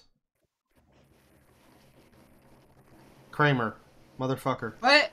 Hey, yeah, you know what? I'll come back later. Kramer said as he left the apartment, turning around to see Elaine and George Costanza approaching him. Ah, Elaine Costanza. That's the good writing right there. Oh, hey guys. The fusion.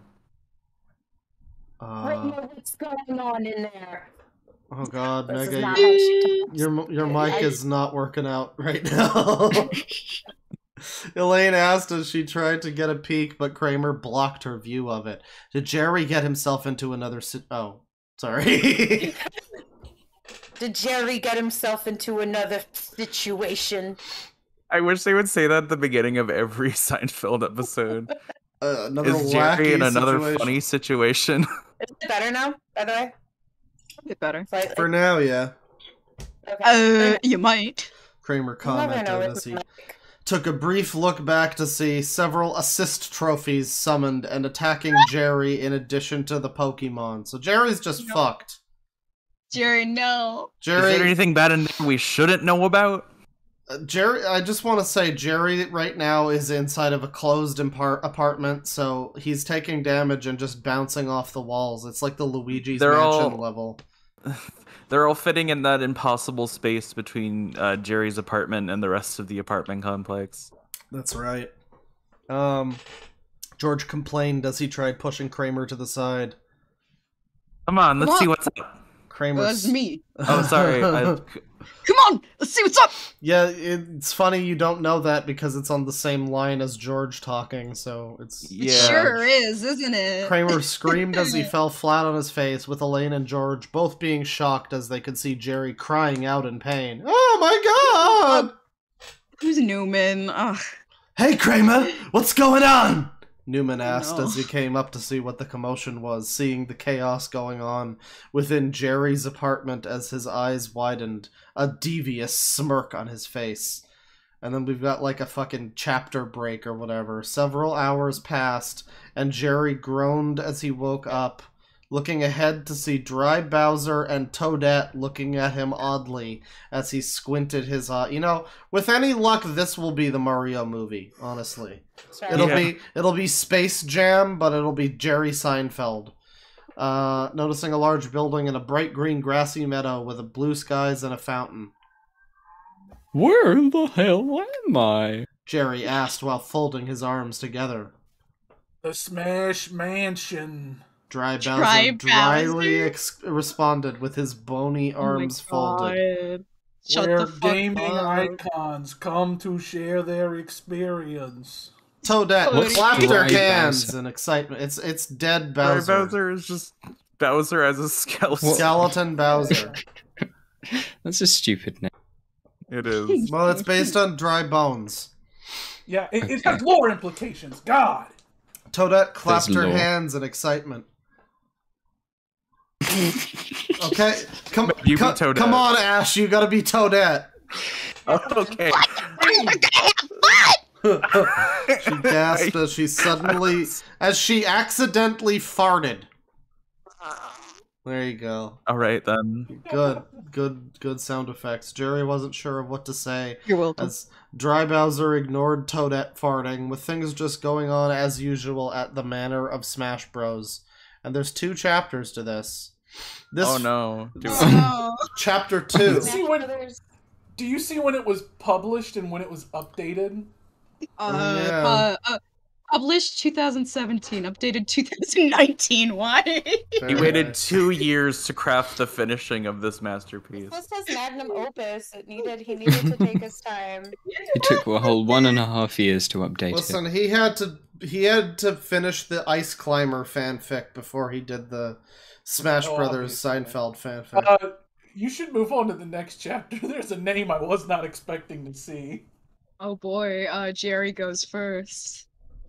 This feels like a joke. Jerry said as he had his arms folded after going around what was the Melee All-Star resting area, with Smash Mouth's All-Star music playing in the background. Okay then. Can I be Shrek? Yes, you can be Shrek Mega. Well, it'd be a joke, alright. Shrek reassured while eating some onions on number 1 of the many bunches populating the park. Bench number 1. That's worded so awkwardly. Why? Once you get invited to play a part in Smash, you get used to it. Wow, Cody, your acting is almost as good as Jet Black from I don't know how to. Cowboy Bebop. He's dry Bowser. He's dry. Yeah, he's gotta have. Is Dry Bowser Werner Herzog, where he's like, where they thought there were mushrooms, there was only suffering. Fuck. Dry Bowser pointed out as he was brushing his red hair with his bones. Wait, oh yeah, I guess he does have hair. He has hair still. Jerry squinted his eyes as he raised his hand. Jerry. Mav. Oh my god. Oh, sorry. I forgot I was Jerry Seinfeld. So let me get this straight. If you get invited to this party gig, then you get loads of good stuff? Toadette was peeing in a smaller... Okay, what the fuck is this? What the fuck is this? In a smaller fountain that was in need of repairs as she hummed. I like that little unnecessary detail. The fountain was broken, with the kinky mushroom girl noticing the others were watching as she waved to Jerry and Dry Bowser. Alright, whose Discord name is going to become Kinky Mushroom Girl? Pretty much! It's kind of a fun lifestyle, even if you're not playable! Toadette chimed as she changed her own diaper. Oh, why is the theme of today have to be diapers? I was not expecting this. Why does it always come back to fucking diapers? Inside the fountain. This is a continuity error. Famous ABDL reviewer DeadwingDork back at you live with more ABDL reviews. With the rest of the diaper crew.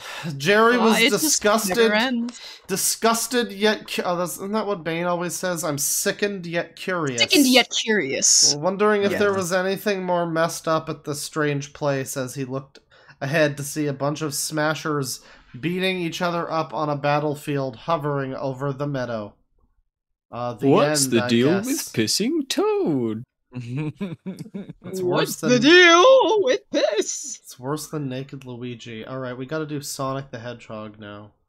Oh, of course. He wrote it too. He wrote that one too. Did he? Oh god, Amy Rose drops a penny from a skyscraper. Somebody in chat is saying he's a very prolific fanfic author.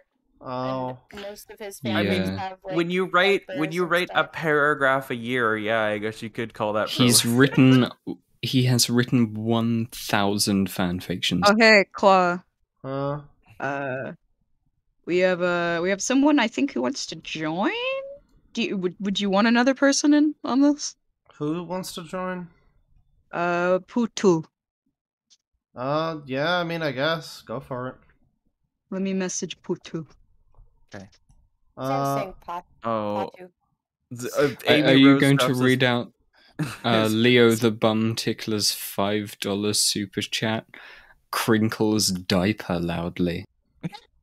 Well, no, Mev, you just did. I don't need to even say anything. We could also Should I ban ban that this person. Can you please? Amy Rose. So, drops a penny from the sky. I'd user, I think. I clicked on Sonic the Hedgehog and Seinfeld crossovers, and first of all, that's a sentence. But second of all, it says that there's 2 of them, but I'm only seeing 1. Is there like a hidden thing? Because I've got... Yeah, no, I'm only seeing Amy Rose drops a penny from a skyscraper. I may be wrong. There may be one that exists, but they like have the option to hide it. I don't know. Don't tell me it's worse than Amy Rose and drops a penny from a skyscraper. All right. Well, you don't have like all ratings turned on. I'm guessing, right?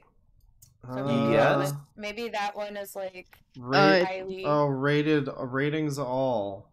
Oh yeah, Sonic X Seinfeld is a romantic thriller crossover combining the universes of Larry David's Seinfeld and the various iterations of Sonic the Hedgehog for mature audiences only. Alright, well, I'm down for this one. Right, that's 7K words! This one is 6 chapters, Jesus Christ. That's pretty long. Oh my god, what is happening in this one? Mav, you have to say all of this. Go. Can you read chapter 1 and immediately skip to chapter 6? Can you link it in voice text? Because I cannot. Oh my god. You have to like go in and like turn all the... you just gotta change the filters. I have to... Wait, I have to read this? Yes, you have to say these words, Mav.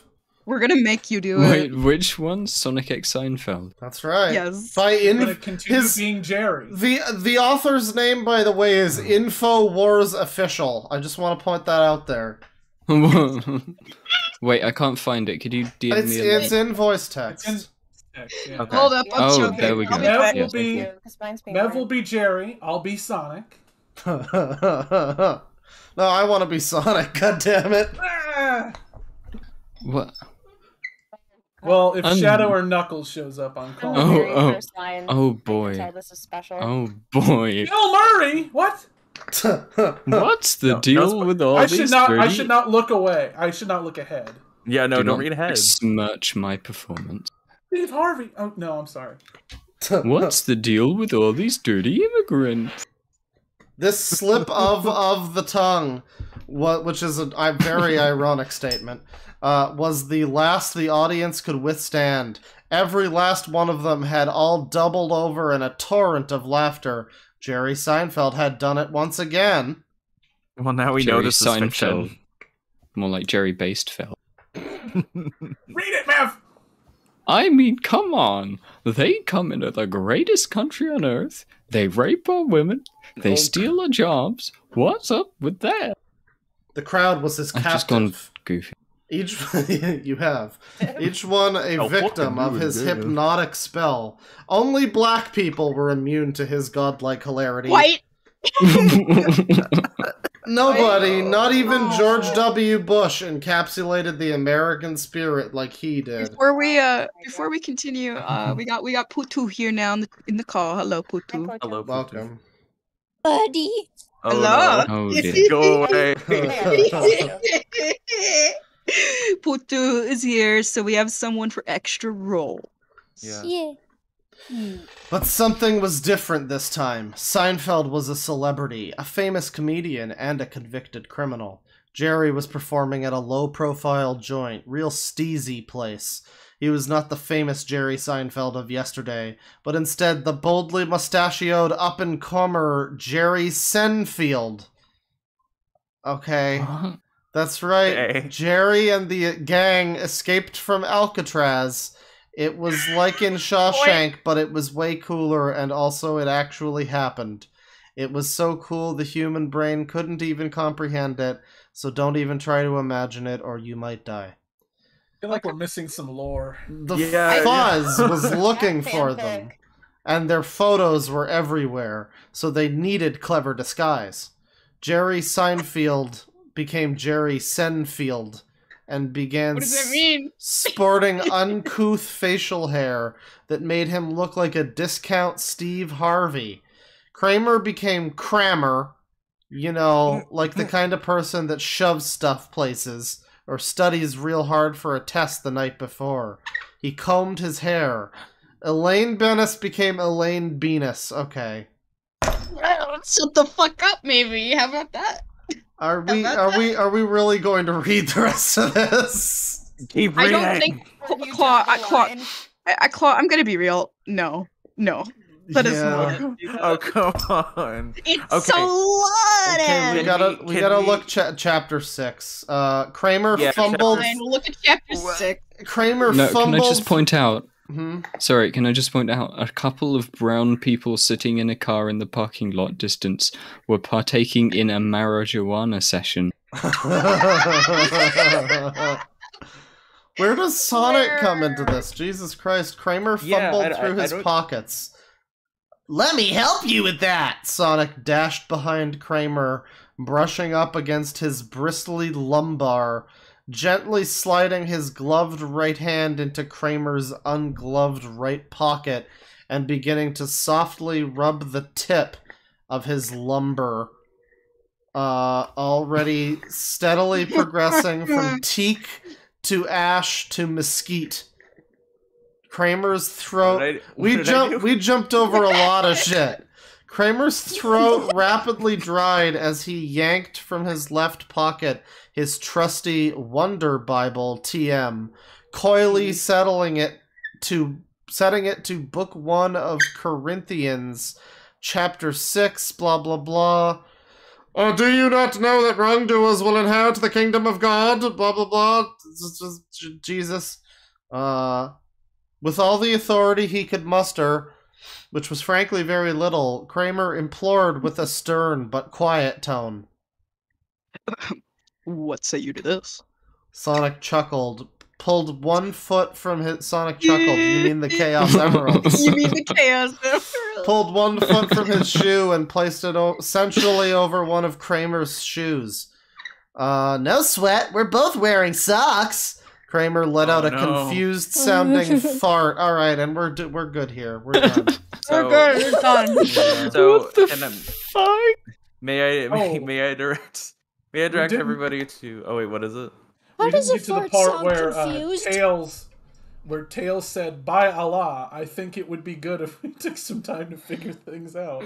So, may I request we read the one I just put in voice text?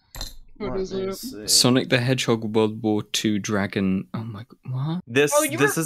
This is a fan fiction that's very special to me, and I feel like we should read it. He was mentioning this earlier. Let me see. I assume a confused fart would sound sort of like.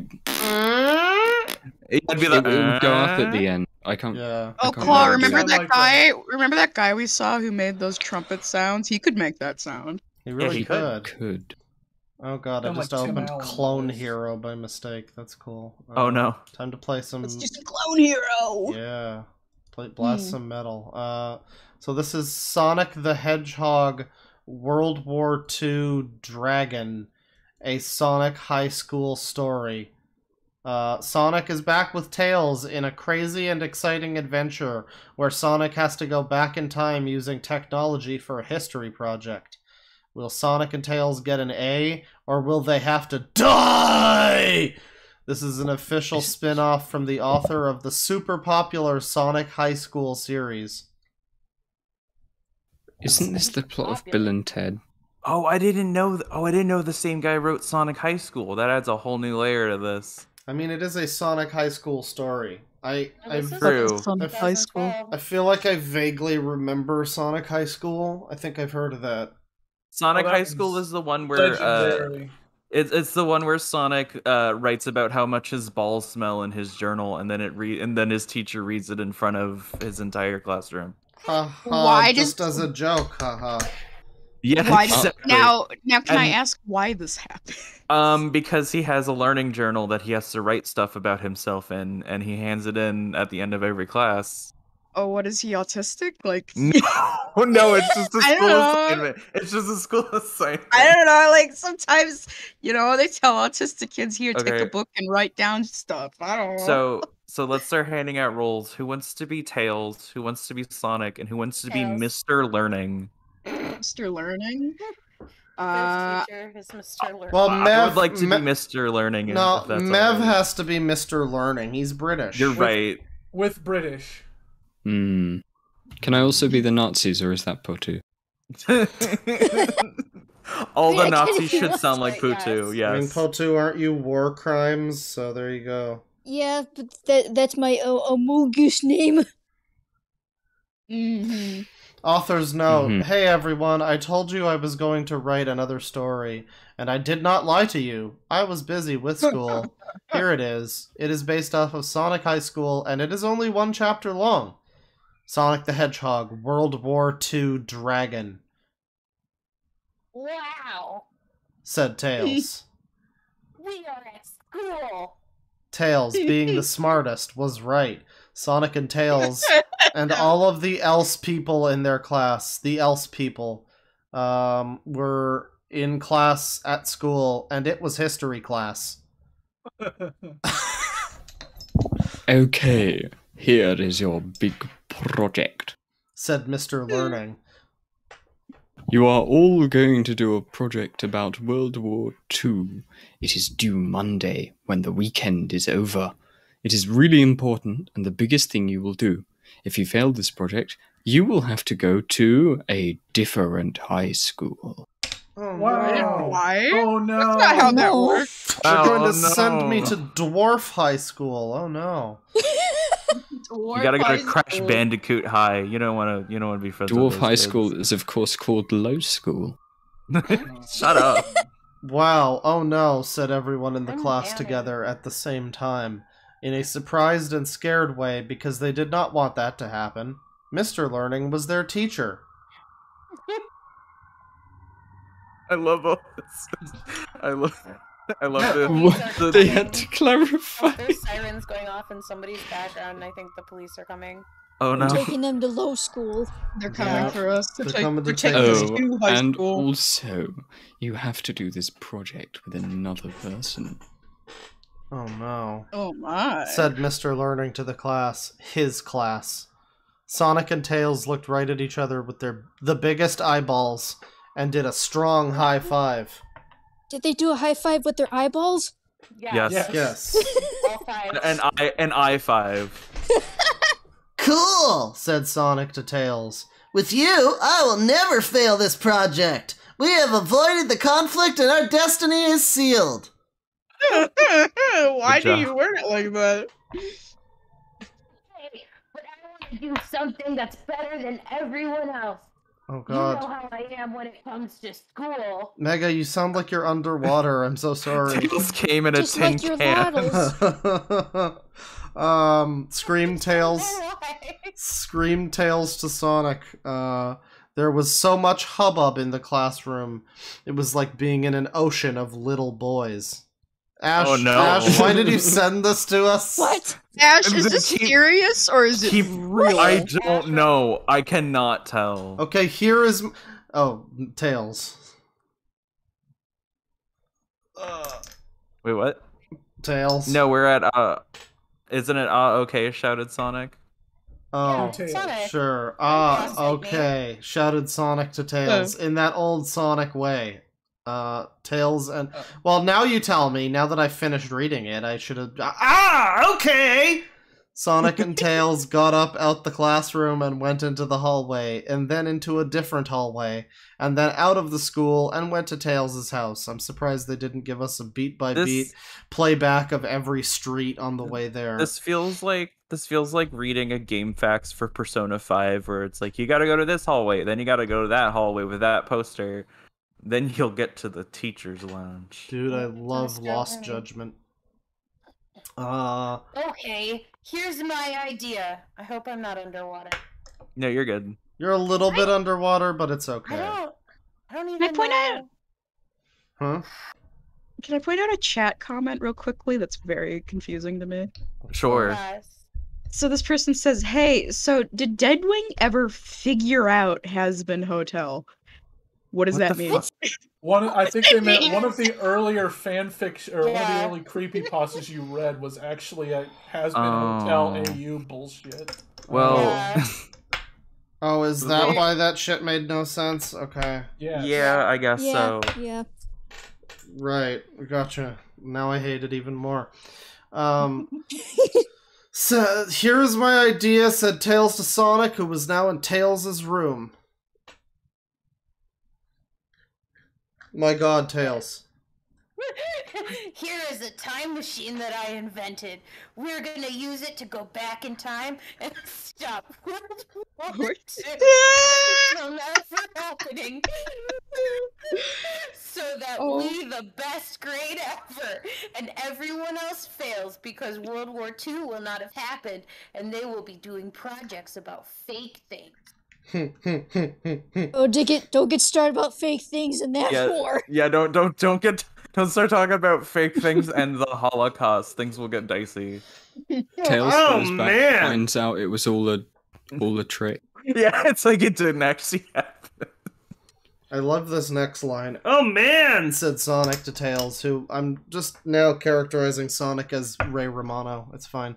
That's fine. That idea is so crazy! Wait! Oh wow! Blaze the Cat is in our class! That means she will fail! Now, why specifically? Oh, okay. Yes, said Tails to Sonic. Like cool cat. Hate that bitch, said Sonic to Tails. Let's do it! Okay, said Tails. This is how the time machine works. I have to use the control thing here, and you have to go into the time machine and go stop World War II. I can talk to you and use the time machine on you from here, so don't worry if you mess things up big time, because I can get you out. How convenient. So clunky to say. How convenient for Tails. He gets to just stay there playing video games while Sonic is, like, actually doing all the hard work. Very nice. Okay, so this is a hard sci-fi setting. Yes. Yeah, no, it's just, it's very much like Doctor Who. This is essentially Primer. Cool, said Sonic. But how do I stop World War II from happening? Said Sonic, making a face that was confused, like an ostrich at a new zoo looking for his food when all of the other ostriches leave to go eat, but he doesn't know where to go.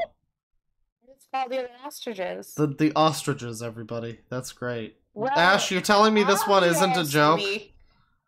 I have no clue. I think it's like, it might be a joke, but it's too funny to still not read. Yeah.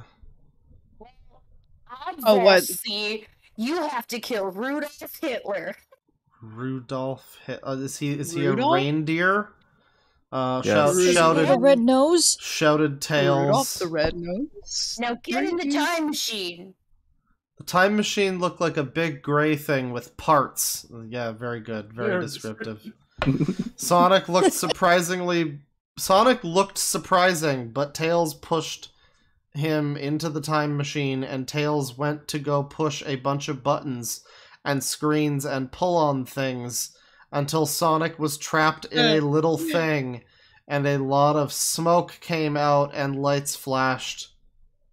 Here we go, shouted Tails. I am sending you to before World War II. This is prose. Lovecraft would weep. Yeah, this is.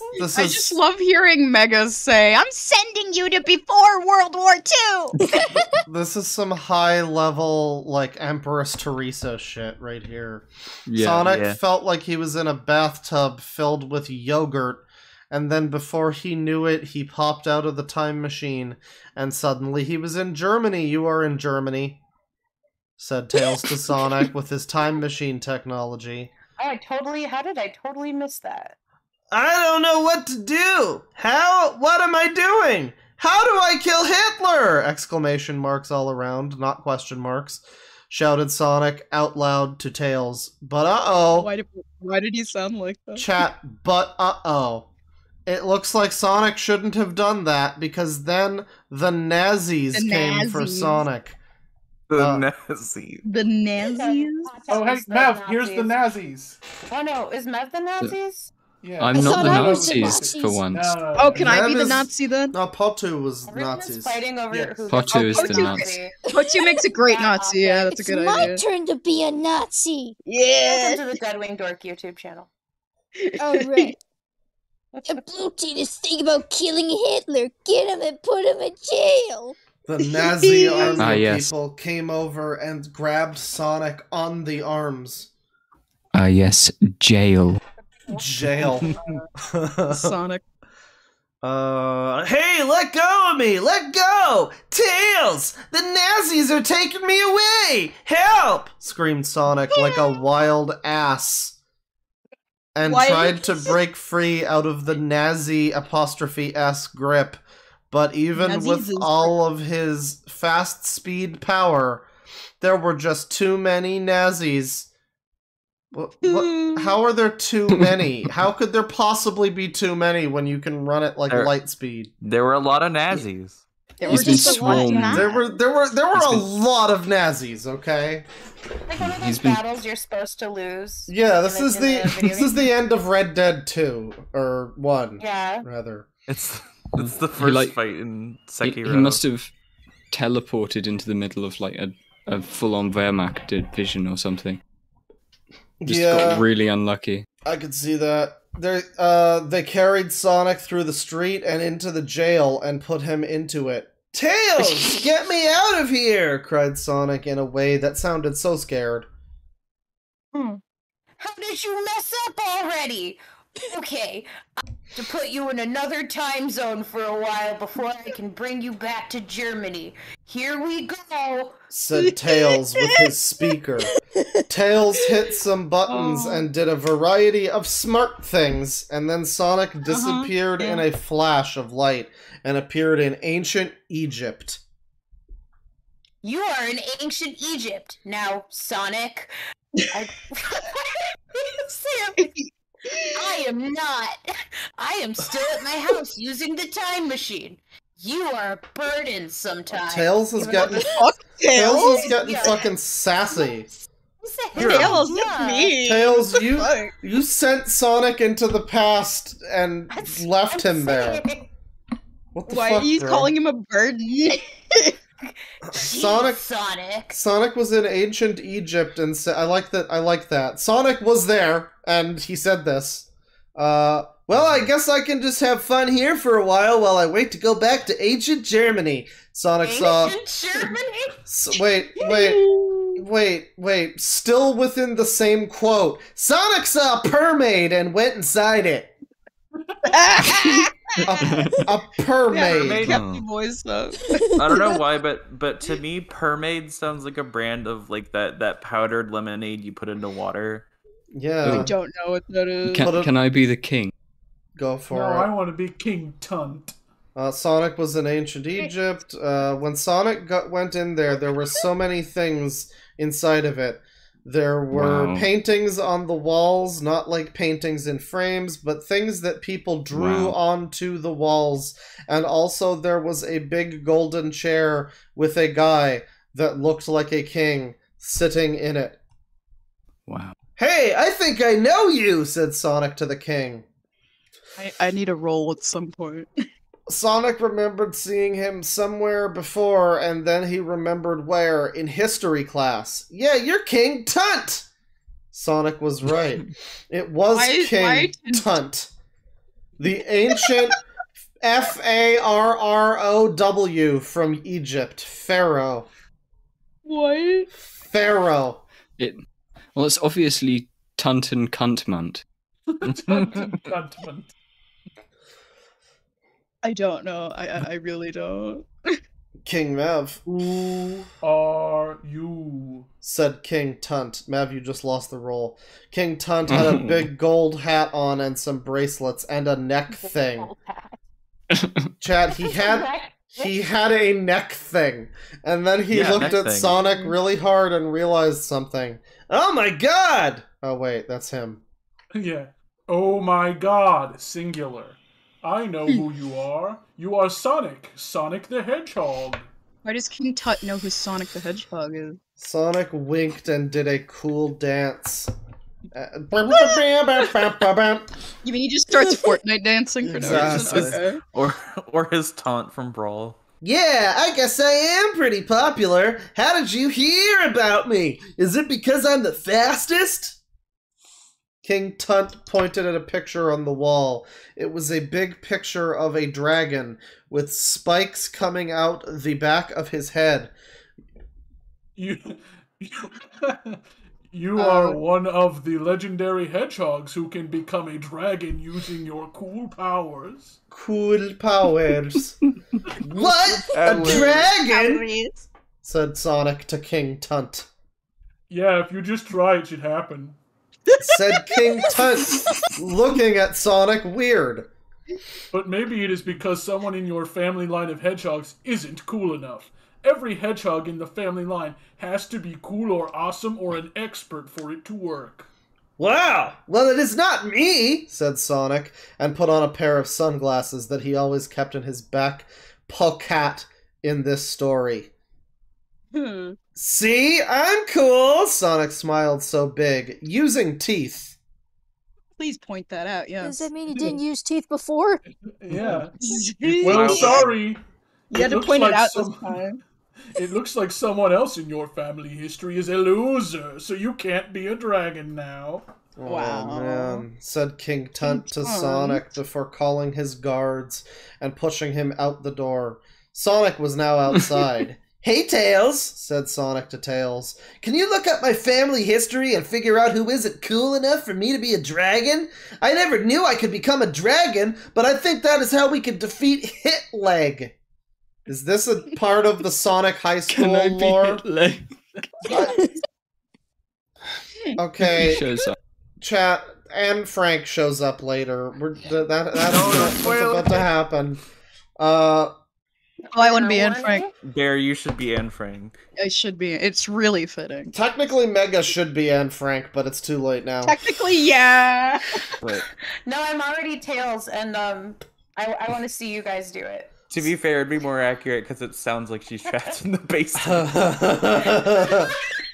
Actually, Anne Frank was trapped in an attic, which... Oh, yeah, it's an attic. So... I gotta go put my... Fritzels that were trapped in a basement. I gotta put my cheese away, wait. If you don't come back in time for Anne Frank to show up, I'm stealing your part. I just hope you know that. Tails typed fast, so fast, faster than the fastest car you have ever seen, or can even think of. Tails looked up Sonic's family history on the internet and used his technology and devices to scan the information and found a thing. Hey, Sonic, I think oh, sorry. Just because I'm trapped in the basement. I'm back. My turn. Sonic, damn it. I think I found the answer. I'm going to send you to the person now. This person's also in World War II. Make them cool. I hope it's not Hitler. Sonic also hoped it was not Hitler. Because then he would be related to him and would have to go to jail. Sonic disappeared from Egypt in a flash of light and flew through the time and the space back to Germany in World War II. He was now outside a house. It was so sad and gray looking, and it was rainy. Okay, my family member must be in this house. Sonic went inside and looked around, but he did not find anyone. He looked in the first room, and the second room, and even the third room. He looked in all the rooms he could find. He didn't check room 7, though. What is this, a joke? I'm so pissed at this, I want to be a dragon! Said Sonic out loud to himself, but outside of his head. Yeah, you said out loud, we know. Then he heard something. Voice. Hello? Is someone down there? Said a voice coming from the floor above him. Yeah, it's me, Sonic the Hedgehog! You might have heard of me, said Sonic, laughing and smiling because he knows how famous he is. How does Anne know Sonic isn't a fucking snitch? Yeah, He's exactly. Sonic the Hedgehog. He very well could be. I guess right. He knows he is famous enough to be known by King Tunt, who is in history books. Oh, come up, said the voice, and it was a girl's. And then a flap came out of the ceiling, and stairs popped out of the hole in the ceiling, and Sonic went up them. Sonic went up there and saw a girl. She looked sad. Hey, who are you? Said Sonic to the girl, who was standing there. I'm Anne Frank.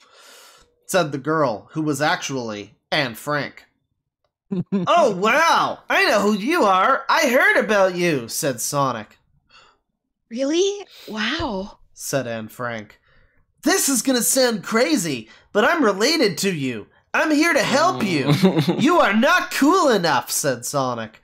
Sonic bounced up and down on the wooden floor, and it made creaky sounds. They were in an attic. An attic, that's right. Really? Said Anne Frank. Now she looked even sadder. She was living all by herself in this attic. Wasn't she with her family? Yeah, she lived with her whole family. Yes. Yeah, her whole family. Yeah, no wonder you're not cool. You are living up here in an attic, said Sonic to Anne Frank. But I'm scared of the Nazis, said Anne Frank, almost ready to cry. She was so sad. Guys, this is so sad. You have to face your fears, said Sonic to Anne Frank. Can we just... said Sonic to Anne Frank. Yeah. You cannot just hide up here. Yeah, you need to face that army of Nazis. That's right. Yeah. Waiting for something good to happen. Yeah, waiting. You have to go and do it yourself. Show the world who you really are. Wow, I get it now. Said Anne Frank. I'm too busy being afraid of the Nazis. I need to face my fears and leave this attic. I'm not just Anne Frank. I am Anne Frank the Hedgehog! Jesus fucking Christ. And then she took off her headband and big hedgehog spikes came out of her head. Yeah, that's it. There are so many things that you can do if you're just not afraid. You could go to Applebee's and use teen social media and buy an Xbox and even have penis and vagina sex like me and Amy, said Sonic to Anne Frank. Frank died at age 15. Winking. Yeah. She sure did. Wow, I did not know about this whole new world of possibilities. I'm gonna start wait. Possibilities. Oh, I'm sorry. Wow, I did not know about this whole new world of possibilities. I'm going to start right now by leaving this attic. I like how it just implies that she was born in this attic. She's only been in this attic her whole life. Listen, okay, this guy found out about Anne Frank and he really wanted to educate people, and, 10 years from now he'll update people to know that this was weird. Yeah. She took one step, and then another. It's already been 10 years. And then enough to get to the bottom of the stairs and begin standing on the floor. Then she glowed a whole lot and smiled and looked at Sonic. Thank you. Thank you for showing me that I should not be afraid of the Nazis. I'm going to go to the mall, said Anne Frank, heading to the mall. Cool. With that, Sonic left the house and went outside and said, "Mission complete!" to Tails from his technology gadget. Yeah, this is Tails. Now we have to get you to Hitler's castle. It's super defended, so I can't get you into it just by the time machine. Why am I having so much trouble reading? We have to get you in another way, said Tails to Sonic, in a thinking way. In all fairness, Hitler did have a castle. Yeah, Castle Wolfenstein. Hitler was the president of Germany, so they had to be really careful and think of a good plan. Oh, maybe you can Discuyes. as a pizza delivery man, and then sneak into Hitler's room. Oh my god. No, Tails, no, that will not work! You are forgetting pizza was not invented yet in World War II. Pizza was it not? And then schnitzel delivery. No, just kidding. Damn, fuck pizza. I just... Damn, comma, fuck, comma, pizza, comma, said Tails to Sonic. That's fantastic. I have another plan. No, I think this is Sonic. Oh, that's you. I have another There's no plan. indicator. Yeah, it's pretty bad. Just get me to outside Hitler's castle and I'll do the rest. Use the time machine now. They had to go back before World War II started because Anne Frank was during World War II, and they wanted to stop World War II from happening, so they had to go back to before it happened. Tails his buttons, and Sonic just went out to a different time with a sound like, wow, this is really unraveling at the fucking scene. Sonic appeared... This is the Flowers to Algernon of fanfictions, where just like the mental state of the writers just deteriorating as we read it. Sonic appeared in front of Hitler's castle. It was big and dark gray and on top of a hill that went straight up, and it was full of rocks. There was basically no way to get to it. Sonic can run up walls! Okay, thanks, Tails! Here goes my plan! Sonic balled up into a ball and started rolling forward. He rolled so fast that, using friction and magnetics, he stuck to the hill as he rolled up it at a speed that had not been seen since, ever. Sonic rolled his way to the top of the hill and over the castle wall and to the door of Hitler's castle. Okay, I got to the castle, said Sonic to Tails. And then he saw what he was afraid of. Afraid of. The letter A, the word frayed. Sonic saw a bunch of Nazi guards coming right at him because he was invading. Ah, oh no, this stinks, screamed Sonic. Screamed. Oh no, this stinks, screamed Sonic. I just want to point out, when Nazi is singular, it's with a Y. Yes. And when it's plural, it's IE, and it's consistent, which is really weird. So it's either he just thinks that's how it's spelled, or maybe he doesn't want the story flagged. Yeah, or maybe he's just spelling it in a stupid way because it's funny. Yeah, I guess so. He backed up against the power. He backed up against the door to Hitler's castle, and all of the Nazis ran right at him. They were so big and scary. And Sonic did not know what to do. They were coming right at him with the biggest and most dangerous weapons money could buy without breaking the bank. You have to add that point in without breaking the bank. They wanted to make sure they were spending a sensible amount, okay? Of course, no. Sonic just closed his eyes and almost cried as the Nazis ran at him while he was up against the door, and almost like he did not know what he was doing, he jumped up at the last moment when the Nazis were running at him, and he avoided all of them, but they ran into the door, knocking it down. Did he just pull, like, the thing in those boss fights where you gotta, like, make it run at the wall, but with a horde of Nazi soldiers? I think he did. Yes. Wow, it is the miracle of life, said Sonic. He was safe, and he was able to get inside Hitler's castle. Sonic walked over the lumpy bodies of those idiot Nazis and followed the red carpet all the way to Hitler's room. The castle was really scary inside. It was dark gray, and there were red carpets with gold parts. And there was even lava. There were candles that were lit on fire in the hallways. Sonic... This is Bowser's castle. Basically. Sonic ran down to the end to a big doors and opened them. The doors busted open and Sonic saw Hitler standing behind his desk. Okay, which one of you is going to be Hitler? I bag-seed Hitler. No, I haven't had a roll yet. I should be Hitler. Bag-seed Hitler. Well, I mean, Ash hasn't had a roll yet, even though... Yes, but I bag-seed Hitler. You did. You can't take Hitler from me. Are there any other roles Ash can do? I don't think so. Ash, you're Ash, you're Jewish. Only you get to be Hitler. I'm sorry. Okay. I have spoken. Yeah. The doors busted open and Sonic saw Hitler standing behind his desk. I'm here to stop you, idiot ass! Sonic ran into the room and looked at Hitler, but Hitler stopped him. Oh, haha, who do you think you are? I am Hitler, King of the Jews, and I'm going to destroy the world, said Hitler. Hitler looked like you would think he would. Okay. So Hitler looked like Hitler, thank you. Laughed. That's my favorite descriptor I think I've ever read. Hitler laughed and took out a sword made of fire. Oh, the burning super death sword. Prepare to meet you dead. Welcome to die, Sonic. Hitler ran at Sonic with his fire sword, and Sonic almost thought this. Oh no, I am going to die right here! But then he did not think that.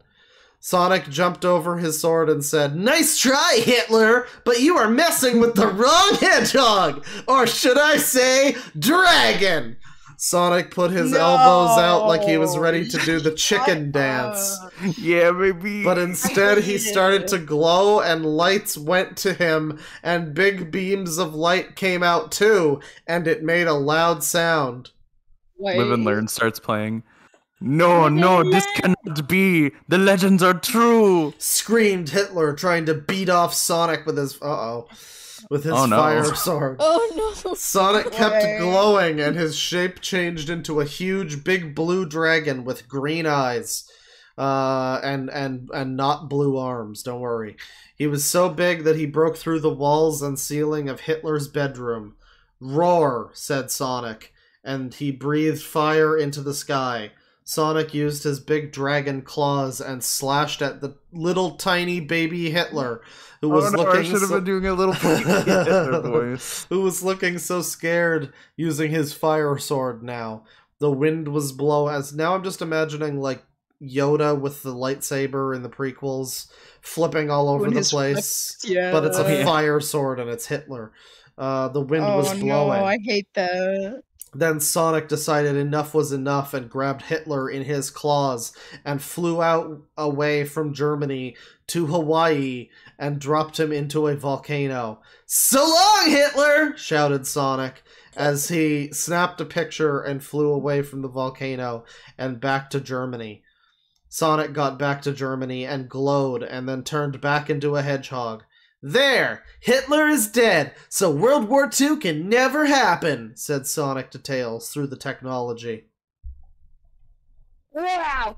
Cool! That's the coolest thing I've ever seen! That voice, that's doing a number in me. We'll be able to use your dragon powers to get our way all the time! Said Tails to Sonic. If we read another Sonic one, I can do Tails for a bit if it hurts your voice. Fair enough. If you want, sure.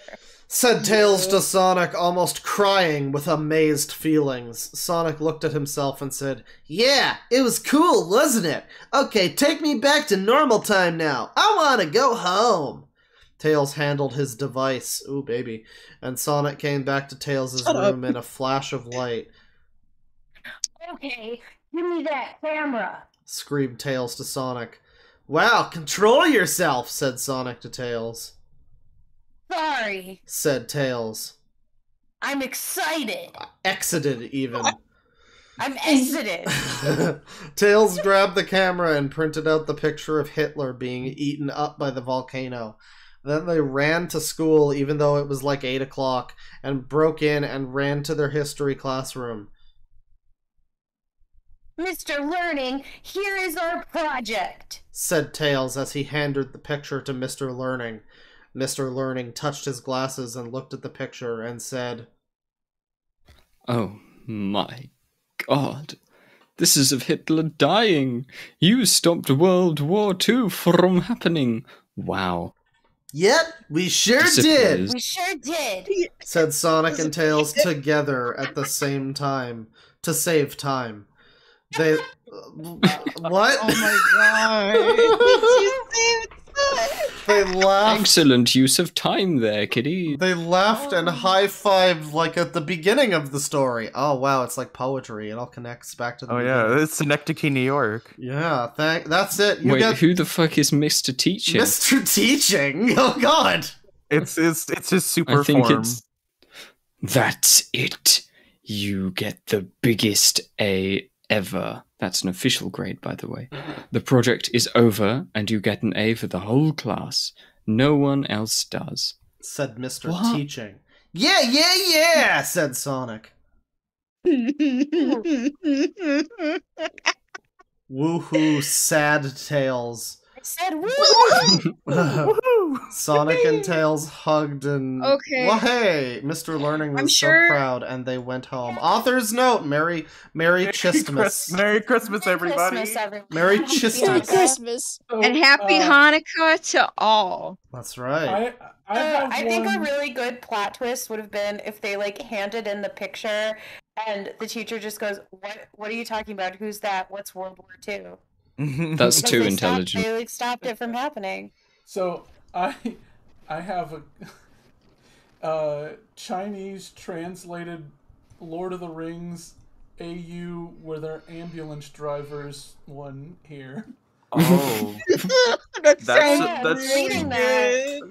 Sure is a thing you said. I would be interested in that, but I would also like to say, I know we read a bunch of Seinfeld ones, but there is one final one before the stream's over that we need to read, which is Final Fantasy VII plus Seinfeld, and it's by somebody named Costanza Girl 1996. Oh. And it is how long is it? It is 1,700 words, and it is a slash fanfic with Peter Murphy, who is a musician, I guess, and apparently Sephiroth is also there. It's rather late, so I have to go to bed soon. Well, probably now, so we could get that one out of the way, I think. Yeah, alright, well, we'll do that if I'm Jerry. Yeah, well, nobody else can replace Jerry, so... let's do that one. Nobody else can be Jerry. So this one is... I'll link it in voice text here. This one is called In the Flatfeld. So I just noticed Jerry and George in the night court. So I assume Mr. Plinkett is there. That's a fair assumption. 1996. Let me Costanza Girl. Let me get up and get a beer. You could start though. Okay. Let me see. So this is In the Flatfeld. Jerry's good friend Peter Murphy is visiting from England, but Kramer and his duck won't get out of the apartment. When they're finally convinced to leave, Peter shows up to reveal a secret that's darker than his music. Slash. This sounds like the closest to an actual like Seinfeld plot that we've gotten to. This sounds the closest to one that's actually not meant as a joke. Yeah. The tall man stood in the living room wearing nothing but his underwear and a pair of dress shoes. At his side, a small mallard with a gloriously green head looked around the room, probably wondering why he wasn't at his usual pond. The tall man extended his arms outward, palms down, right, then left, one after the other. The duck stood motionless. The man rotated his palms upwards before touching his shoulders and finally the back of his neck. He turned around to wiggle his tail feathers. His hips gyrated softly as the momentum of his body caused his hair to wiggle like a hairy leaning tower of pizza. The duck did not shake his tail feathers, instead opting to clean himself. Hey, Macarena! This is such a terrifying image. I don't know why. I feel scared for that duck. This is Kramer. I'm back. Welcome back. This is Kramer, I believe, saying, "Hey, Macarena!" The man shouted jovially. Kramer just in the dark, dancing in front of a duck. It's very. Why is he trying to seduce this duck? It's very Lynchian. I don't like. I'm Kramer. Hairy leaning tower of pizza, but yeah. Read the Kramer line. Hey, Macarena! The man shouted jovially before turning to his partner. Hey, Sephiroth! Why aren't you dancing? We're meant to be rehearsing. The duck named Sephiroth did not answer, because ducks cannot speak yet, nor can they yet follow dance routines. The tall man... Kingdom Hearts. Insert Kingdom Hearts clip here. The tall man was visibly exasperated, shaking his head and his hair in a motion that reflected his negative emotions. How are you going to win the battle of the dance if you don't practice your moves? Before the duck had a chance to not answer the question, the sound of a key in the lock signaled the return of the rightful owner of the house. The door opened lazily as a smiling man with a face like a handsome stallion entered. Somebody let Jerry Seinfeld know that that's how he's been described today. I love that. I love that every story has, like, for some reason, really built up how handsome Jerry Seinfeld is. His friendly smile turned into a perfectly shocked O as he saw the scene. I don't want to see Jerry Seinfeld's O face. Thank you. No, I do not. Ooh. Mev. Kramer, what the heck are you doing? The man, famed comedian Jerry Stanfield, screamed rhetorically. The tall man answered anyway. Wait, where are we? We're like Jerry, come on. 7 paragraphs in. Jerry, come on! The man named Kramer pleaded. The finals are tomorrow, and you know Sephiroth and I don't even have enough room to practice in my apartment. You know, I'm really... Come on, Jerry, I'm begging you. I'm really hating that Sephiroth... I told you, no means no. Sephiroth is just the name of his stupid fucking duck. Duck. Watch it turn into actual Sephiroth. Jerry remains steadfast. You know, my friend Peter Murphy's in town touring with his band Bauhaus. You like jazz? I told him he could stay the night here. What am I supposed to say if he comes here to find a naked man and a duck dancing in his bedroom? Jerry, we're all friends here. The human body is nothing to be ashamed of. Oh, for the love of Oscar Mayer, take that duck and get out of here. Jerry exclaimed as he raised his arms toward the ceiling, as if ready to be struck by the Holy Spirit. He's like the deli meat wiener guy. Ready to be struck by the Holy Spirit. He was a man who hardly ever raised his voice, so Kramer knew he meant business. All right. Kramer conceded. But the next time you want to use my sausage press, maybe I'll be busy with my friend Newman. And with that threat, Kramer picked up Sephiroth under his arm and exited the apartment, but not before Sephiroth expelled a wet mess of excrement onto the floor. Jerry rolled his eyes in exasperation and went to get a mop.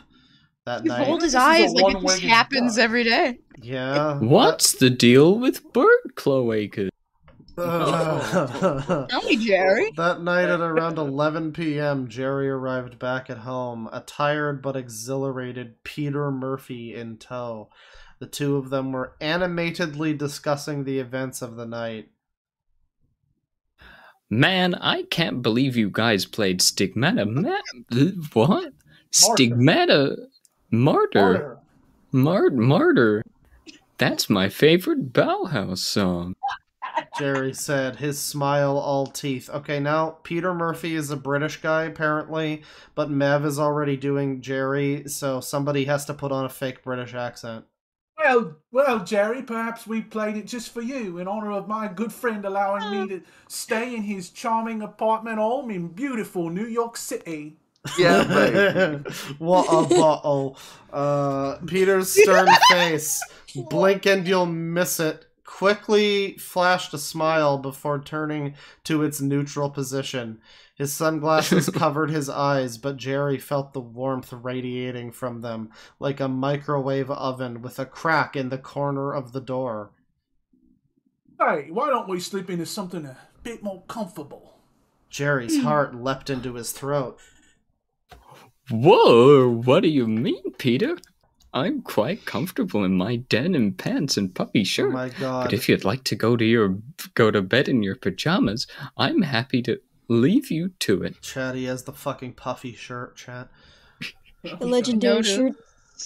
Well, then that's up to you. But who would I cuddle if I got cold? Jerry gawked at the proposition. Not that there's anything wrong with that. His friend Peter Murphy, lead singer of pretentious goth rock band Bauhaus, wanted to... Who the fuck is Bauhaus, and why do they keep getting brought up? I've heard of them. I guess this is the guy from that band. Because of Cody's voice, I just can't help but think of like the spinning bed with Peter Murphy on it. Is like, do I make you horny, Jerry? Do I make you Randy? Yeah, baby. Lead singer of pretentious goth rock band Bauhaus wanted to snuggle with him during bedtime. Sure, Jerry had always been fond of his friend, and Peter was a handsome fella, but snuggling with a man? It was a foreign thought to him. Not that there's anything wrong with that, but... Jerry stammered, but Peter stopped him. If that's not wrong, I don't want to be not right. His buttery English accent crooned the words, and Jerry fell to pieces. I love how Cody's trying to seduce Mev with a British accent. That's right. Yeah. Oh, heck, you've won me over. You only live once. Wait right there, Pete, and I'll slip into my Tommy Hilfiger Lombardo boxer briefs. Jerry skipped to the bedroom and stripped down to his skivvies, removing the urine-speckled hanes of the day. And pulling out the... We're hearing about Jerry Seinfeld's urine pee-pee. Speckles. Yeah, Don't want to... I have a loose urethra. I could get uromycetitis poisoning and die. That's why I needed to pee into that bottle. Pulling out the trademark boxer briefs that he employed to win over Elaine Bennis so many moons ago. Ooh, wait, geez, he thought to himself. Better freshen up first. He delivered his naked frame to his ensuite bathroom to give himself a gentleman's wash before slipping the snug... I really don't care for this at all.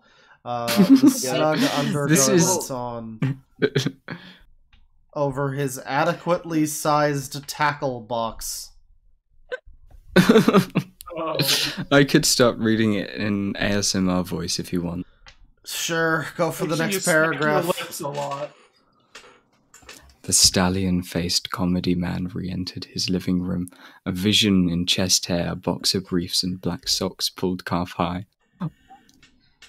Oh. Well, good morning, America. That's not what Peter that said said, at all. tipping his sunglasses to get a better peek at the fine specimen in front of him. The dark singer removed his black leather jacket to expose his bare chest. He had the beginnings of a beer gut, but it was charming in its own tubby way. Come to pop, funny man! Oh, no. Jerry smiled as he strolled over to the couch and sat down next to his friend. He couldn't help but feel things were moving a little bit fast, but he liked it all the same. He ran a hand over Peter's soft belly, caressing... Keep reading, you fuck. Caressing the layer of flab, shielding his bread basket. Peter touched Jerry's cheek with a calloused hand, a hand that had seen many tours in its day. The two gazed into each other's eyes before kissing slowly with an unbridled passion. Have you had enough of this, or is... I hate that this is written so much better than everything else. Yeah, this is like the only effort. Like, there's such flowery language, and like it's punctuated just fine. Wait, what? Where the is Sephiroth? fuck? That's a good question. What the fuck happens here? There's snatchers? Okay. Peter brought his hand down around Jerry's neck, tickling his Adam's apple before squeezing it gently. Jerry had never felt such sensations before in his life. Peter squeezed harder, and the blood in his body shot to his genitals. He could feel his pulse in his pants, but he was also finding it hard to breathe. Whoa, Well, I think this is going to smut territory now. Yeah, no, don't worry. Don't worry about that. I've read slightly ahead. It gets... Don't worry about that. Okay. Not that I don't like it, but could you loosen your grip a little? Peter's eyes were hidden by his sunglasses, but Jerry couldn't help but feel that his gaze hardened. The singer gritted his teeth in an expression of sadism. I am the sanity assassin, he said coldly. What? For the glory of the Kremlin. Jerry was confused and scared, just like the rest of us. What was his friend saying? That he was going to kill him? Was he now destined to die here in his own apartment in his favorite underwear? How could this have happened? His consciousness began to fade before he could ask himself any more questions. He closed his eyes, resigned to his fate. Bam! As if by divine intervention, the door to Jerry's apartment flew open with a mighty kick. Freeze, Snatcher scum! Bazoom! In an instant, Peter's grip loosened on his head, or as his head exploded, leaving a mass of smoking circuits and a metal where his beautiful face once was. This is turning into the Snatcher game by Hideo Kojima. That is what this is now. Oh, did Kojima himself write this? I could believe that. I could believe that too. You okay, pal? The man asked as he stepped into his room. Jerry was flabbergasted. His friend was a killer robot, and just as Jerry learned this in the worst way possible, this unfamiliar man dispatched him and saved the day. Okay, how many of you were expecting this, chat? I know at least one of you is into fucking Snatcher. How many of you were expecting this to turn into Snatcher, the Sega CD game that Kojima made before Metal Gear Solid? Somebody amongst the chat won the betting pool. The man smiled at the underwear-clad comedian. Gillian C. Junker, you were almost the latest victim of the Snatcher epidemic. If I hadn't been here, I hate to think what could have happened. Who's Gillian? That's the main character from fucking... That's basically the... Wait, where are we? We're at Snatcher. Junker? Oh, piss. My god, I'm sorry, I've completely lost... Good. It's like 4 paragraphs under... Bazoom. Are we at what? Bazoom. Why me? No, look at that first word of... Jesus Christ. Use Control F. That's how I keep up when I'm lost. Snatcher? Junker? What's the deal with that? What you're saying doesn't make sense. Jerry put his head in his hands, lamenting how badly his first bi-curious experience had just gone. I just gotta say, I like the kindergarten stage play aura we have with this whole stream. Oh yeah. Oh yeah. Mev is dressed as Georgia and sometimes waves to his mom at the wrong times. Doesn't read his lines. I like having the crazy Kramer wig on and making wild gestures. Snatchers, Gillian replied. They're bioroids who steal the identities of those they kill and replace them in society. We Junkers are the task force set up to stop them. I don't know when your friend was turned, but it looks like somebody was counting on using your comedy for nefarious purposes, my friend. What? Why me? Jerry asked, dumbfounded. Hey, don't sell yourself short, Gillian winked. Your routines are quite daring and influential, Jerry Seinfeld, airplane peanuts, naked with a belt. Nobody reaches the hearts and minds of the public quite like you. I'm just thankful you're on the side of good, and not to mention, you're quite handsome, if I do say so myself. Oh god, it's gonna get gay again. Jerry lifted his head up from his hands, his face stained with tears. You see, no, What? wait, this is accurate because, Claw, we've been watching Seinfeld, and it's just always gay. There's just always gay panic. Yeah, there's always gay panic. Of course I do. You're Jerry Seinfeld. Jerry smiled and sniffed, snot retreating from his nostril back into his nasal cavity. He swallowed, the salty goop sliding down his throat into his stomach. I bet you're glad I didn't read that bit out. I hate how detailed that was. I'm just so confused, Mr. Seed.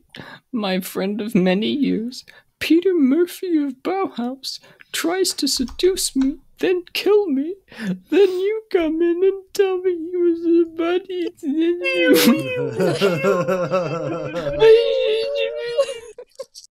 And everyone in the room starts crying. So Jerry's parents show up, and that's it. That's the end of it. I'm amazed. Yeah. This was a great fanfic because not only was it like romance / horror, tagged with Sephiroth because of the duck's name. But then, randomly, out of fucking nowhere, in what I clicked on as a Final Fantasy VII X Seinfeld crossover, it becomes the weird, obscure, pre-Metal Gear Kojima game Snatcher. That's wild. I'm disturbed by the earnesty of which this was written. It's rather earnest. It's comedic, so it has purpose in being, But existing. I don't think he wrote this as like a troll or anything. I feel like this was a very earnest attempt. I mean, I think it was a troll, but it was a pretty masterful one. It was an attempt at something. Earnestly comedic is what I would say. Yeah, just like Seinfeld. This is their only story. Oh, what a shame. You had such talent. What happened to Sephiroth and Kramer? Yeah, what happened? Yeah, what did happen? Well, my question is, why were they in Jerry's apartment dancing in the dark? Why were they not able to dance in Kramer's apartment? He said there wasn't enough room. Okay. Remember, Claw, we don't know what Kramer's apartment looks like. It could be very tiny. Is Jerry Seinfeld a comedian in the show Seinfeld? Yes. That's the whole So it's thing. very meta. It's very meta. They never cleaned up all of Sephiroth's diarrhea duck shit. No, he did. Oh yeah, no, they did. Yeah. He said he was gonna go get a mop. Sorry, but did that he kind of went over my head with all the. Like, he got a mop, but I don't think he actually cleaned it. Yeah, I think he was interrupted before he could clean the diarrhea. It's show don't tell. You see, it's masterful storytelling. Masturbatory storytelling. With that, I love how that had nothing. Oh, good night, Mo. Good night. Good night, Good night. Good night, Bish. Thank you. I'm sorry for inflicting that upon you. No, that was wonderful. It was great. Oh, I loved it. Take it easy, man. Bye bye. Bye, Bev. So that was British Man.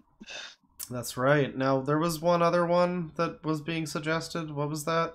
What the was Middle Earth one? The Middle Earth one. I am super interested. Google translated Lord of the Rings. Sure. Yeah. Can I? Lord of the Rings ambulance AU. I just want Samwise like right up front, if that is all right. If he's in there, I can't. It's mostly Gimli and Legolas. Just because I like doing Sam's voice. Assign to me characters you think I would do good at. I have not seen. Nev's not here. He just watched the movies for the first time. I have not seen Lord of the Rings in like 10 years. Put the link in voice text, Cody. Oh, it's up just a bit. Oh, is it? Oh, I see. Okay. So Ooh, I have archive to of go your the own. way of Mev and leave you guys. Good night, Mega. Good night, Mega. Good night. Thanks for coming. Thank you for being a good Tails. Oh no! Wait. Oh, this is still in. This is all in Chinese. This is still in Chinese. Translate it with a browser. Oh, are you saying we have to manually translate this? No. There's browser add-ons that do it for you. I've got it automatically did it. I don't have that, so fucking hell, Cody. That's great stream material, Cody. We sit here and download translate you don't have to extensions. Download anything. I mean, I think I do, but it's fine. I think I'm gonna call it here for the stream because I'm starting to get a bit of a sore throat from all the reading and stuff. So yeah, the Adventures of Sephiroth the Duck. I think we're good. Yeah, we should do this again though. This has been pretty good. Yeah, this has been fun. I would always be willing to do. I also hope chat had fun listening to us try and fucking shamble our parts together. Listen, we had the production value of a CW show. It was great. Yeah. All right, well, they should hire us. Good night, friends. Thank you for providing free voice talent on this stream that you will not be paid for. Thank you very much. Always happy to help. Always happy to work for free. Hell yeah. Take it easy, folks, and you did it. Goodbye. You did a good job tonight. All right. So, chat. Now that those fucking clowns are out of here. No, thank you to them. That was a That was an enjoyable fan fiction reading thing. I think I'd like to do that again, because we mostly just got to like Seinfeld fanfics and shit, because that's the kind of mood I was in. It wasn't even spooky. But you know what? We did a whole analog horror thing, and we did a creepypasta segment. Frankly, the Seinfeld fanfics, that was just for me. You know, that was my own thing. But yeah, we should do that again sometime, I would say. We finally found one there that's like the perfect mix between just obviously stupid and dumb. And like, this is the one fanfic this person made, and it's kind of suspiciously okay at moments. So it's like, I don't know. That was pretty good. I enjoyed that. I enjoyed that segment. Let me get some music playing again. And, oh god. And it is time to read some super chats here. Let's see. I don't have too many tonight. Let's see. $10 from Victor Martinez. I've stumbled upon this channel after searching for early 90s breakbeat music by the Hedgehog affair. Not related to Sonic whatsoever. Figure it's worth mentioning. Channel name is... okay. I will look into that. Thank you for the suggestion. Productions.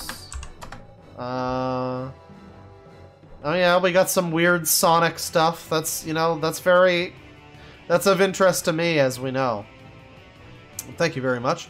$10 from Load to Bail. Have some money for introducing me to Arion. Liquid Eternity hits so hard. Yeah, that's a good song. Thank you for listening to Arion. $2 from Endless Stupidity. Time for some spooky spaghetti. I'm out of here, boys! These spaghettis are too spooky for me! $10 from Mandel. Holy shit, I can't describe how excited you doing this. If you read Sonic High School, or at least World War II Dragon, the appetizer for the story, my life will be complete. Well, thanks to Ash for suggesting that, because I was not aware of that. Or, well, Sonic High School sounds familiar. I'm assuming that's a pretty famous one. But yeah, that was pretty good too. $2 from Dutch Vanderlyn. You're a good man. Don't let anyone say you're not. By Van. Alright, thank you. Apparently I'm a racist idiot who eats someone's cum, according to the... That was a fun moment in time. Let's see, $5 from Abby Dabby. Finally caught a stream. Can't wait to get spooky with you, Daddy. Please no. £2 from John Smith. Creepypasta are like misfit songs as stories. Yeah, I could see that. Considerably worse at moments, though. $5 from Barry McCockiner. Happy stream, club, and having a bad week. Here's to a spooky stream. If you want some bad fanfic, look into Pokey Madhouse or The Sith Resurgence. You know, I feel like we found some decently stupid fanfic. Or, yeah. I always get the fanfic and the creepypasta mixed up, but they're very separate things. I feel like we found some decently terrible shit tonight. I don't know. For $2 from Simon Simons, I want a big bowl of spaghetti. Spooky spaghetti. A big old bowl of spaghetti.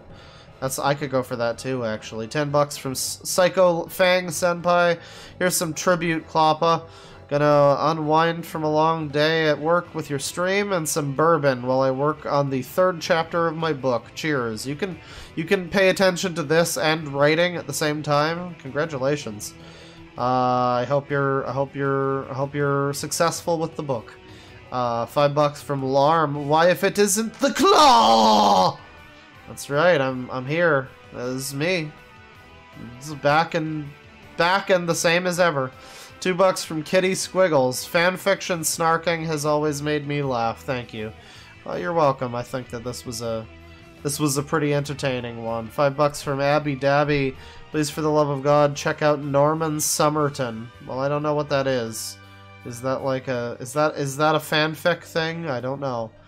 $5 from Emin Matfees. Clother, I posted my Trevor Belmont cosplay on Arts and Selfies in the Discord. Let me know what you think, Daddy Dearest. What is wrong with you? Thank you. I will look into that. I always enjoy a good Castlevania cosplay. 100 rubles from Mediker's Lunicorn Archives. JC the Hyena threw a super whiny Spurg tantrum when Sonic.exe got removed from the Creepypasta Wiki. Look it up, it's internet insanity at its finest.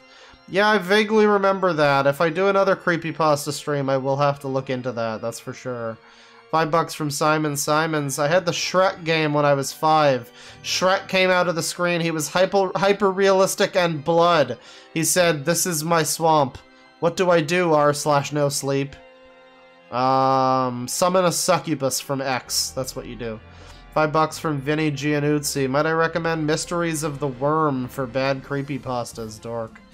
Well, maybe for next time. I'm always excited to see something. Again, as the better, the more chance it has of being real, the better. Of being, like, genuine and unironic, the better. $5 from Mix Axe. That edit set a land speed record. Holy crap. $5 from Larm. Read in Chris Chan's voice, please. I was spooky, and she was partially confused at the time. $10 from Sugar Melody. Changed my name. Not that I expect you to remember me specifically. Just want you to know that Rachel Wahoska didn't lose interest. Oh, well, I do remember you. Thank you for letting me know. Also, do you plan on doing another 1A people stream? Super funny stuff. Well, yeah, there's been a planned second 1A stream for like 2 months or something at this point, but I you know, now it's spooky season. I did look into that a little bit a few days ago, but we're gonna try to do a full one maybe in like November, I guess, once all the spooky stuff is safely sequestered and is out of the way a little bit. But yeah, that's definitely coming. That you can consider that a recurring segment on the channel. 1A people, they're my favorite. They're some of my favorite people. $2 from Andres Ailman. Finally made it one of these streams live. Well, welcome. $5 from JR. Hi Claw Roachfucker here. Thanks for streaming and saving me from wanting to commit die. Well, you know, stay away from them roaches, and you should be okay. I hope you're doing all right, and you're welcome for streaming. 666 from A Hell of a Shoe. It's Has Been Hotel. All my own content is based off of it. It's my favorite, and I'm glad you were exposed to it. I just wish it wasn't via Krungo pasta. Yes, I since learned that all of the random stupid fucking names in that one fic were like from a thing, I guess. It was very embarrassing. $5 from Victor Martinez. If vor is a fetish, then tell me this, Clawman.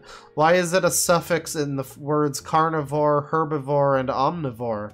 We all consume. Yeah, I don't like that you're trying to like clarify this or whatever. I don't know. That's a good point, but I don't know. Let me see. 666 from A Hell of a Show. May 20th is my redacted. And of course this redacted is turning into actual redacted. Yeah, very redacted, very cool. Very sexy. I find it that's like the perfect example of a thing with like horror where it's like what you don't see is spooky. Because just redact everything, and that makes it spookier than actually reading the words.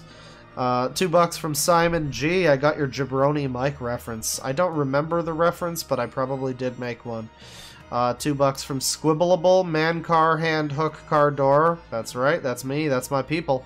$5 from Leo the Bum Tickler. Depressed and scared. Scapressed even. Good to see you, Claw Papa. Well, good to see you. Depressed and scared is that's how I go through my life, really.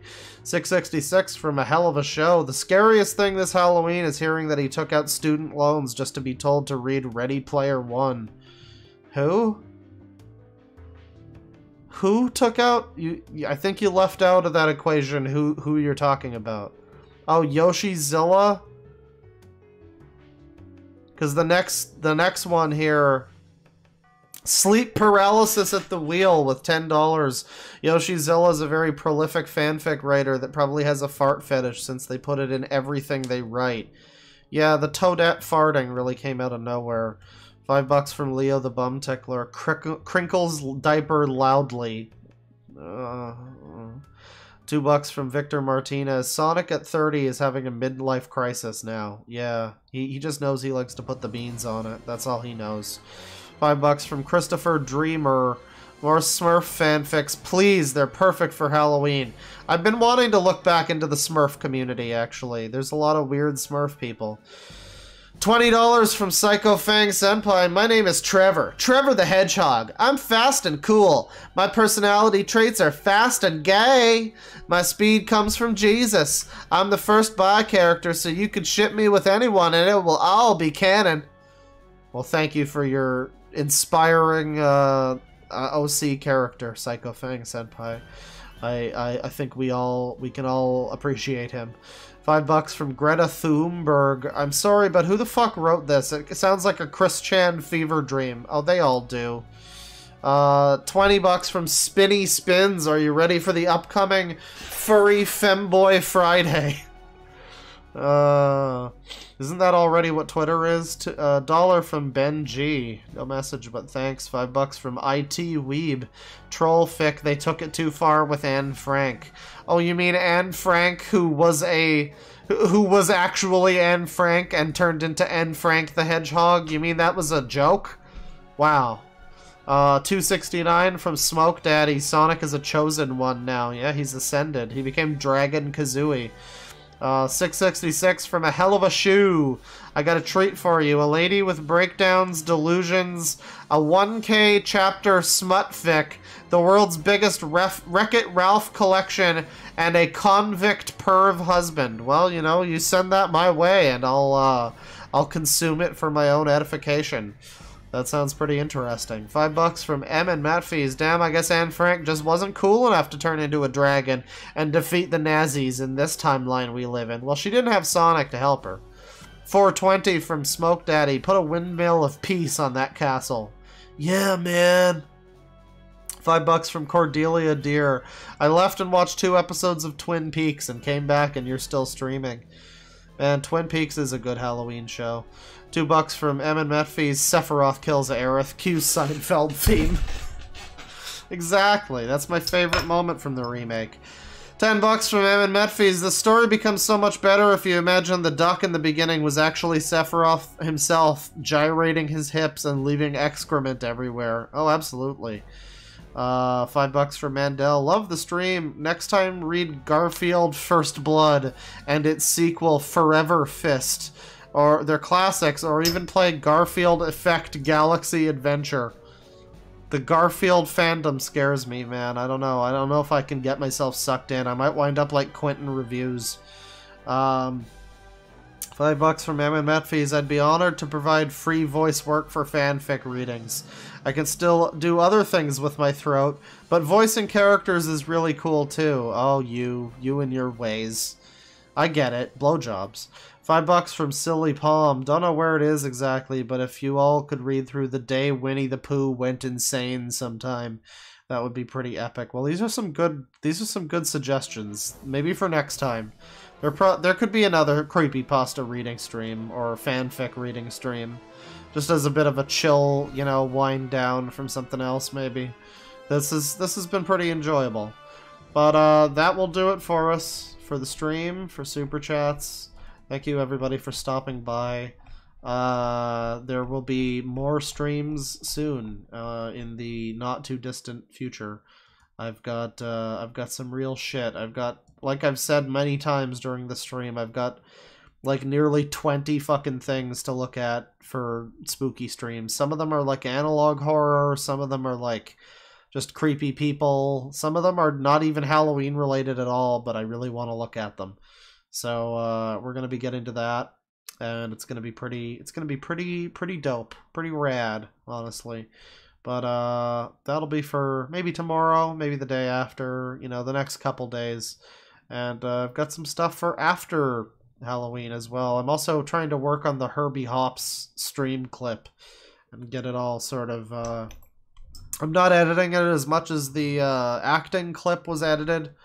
That one was like pretty much a full like video edit kind of thing, but this one's gonna be like 4.5 hours, and I'm just gonna kind of remove like the BRB segment or whatever, a couple of other things that you know, dead air kind of stuff. But yeah, that should be coming fairly soon. Hopefully Herbie Hops doesn't decide to be all fun about it, because that would be annoying. But yeah, that's about it, folks. Take it easy. Penis.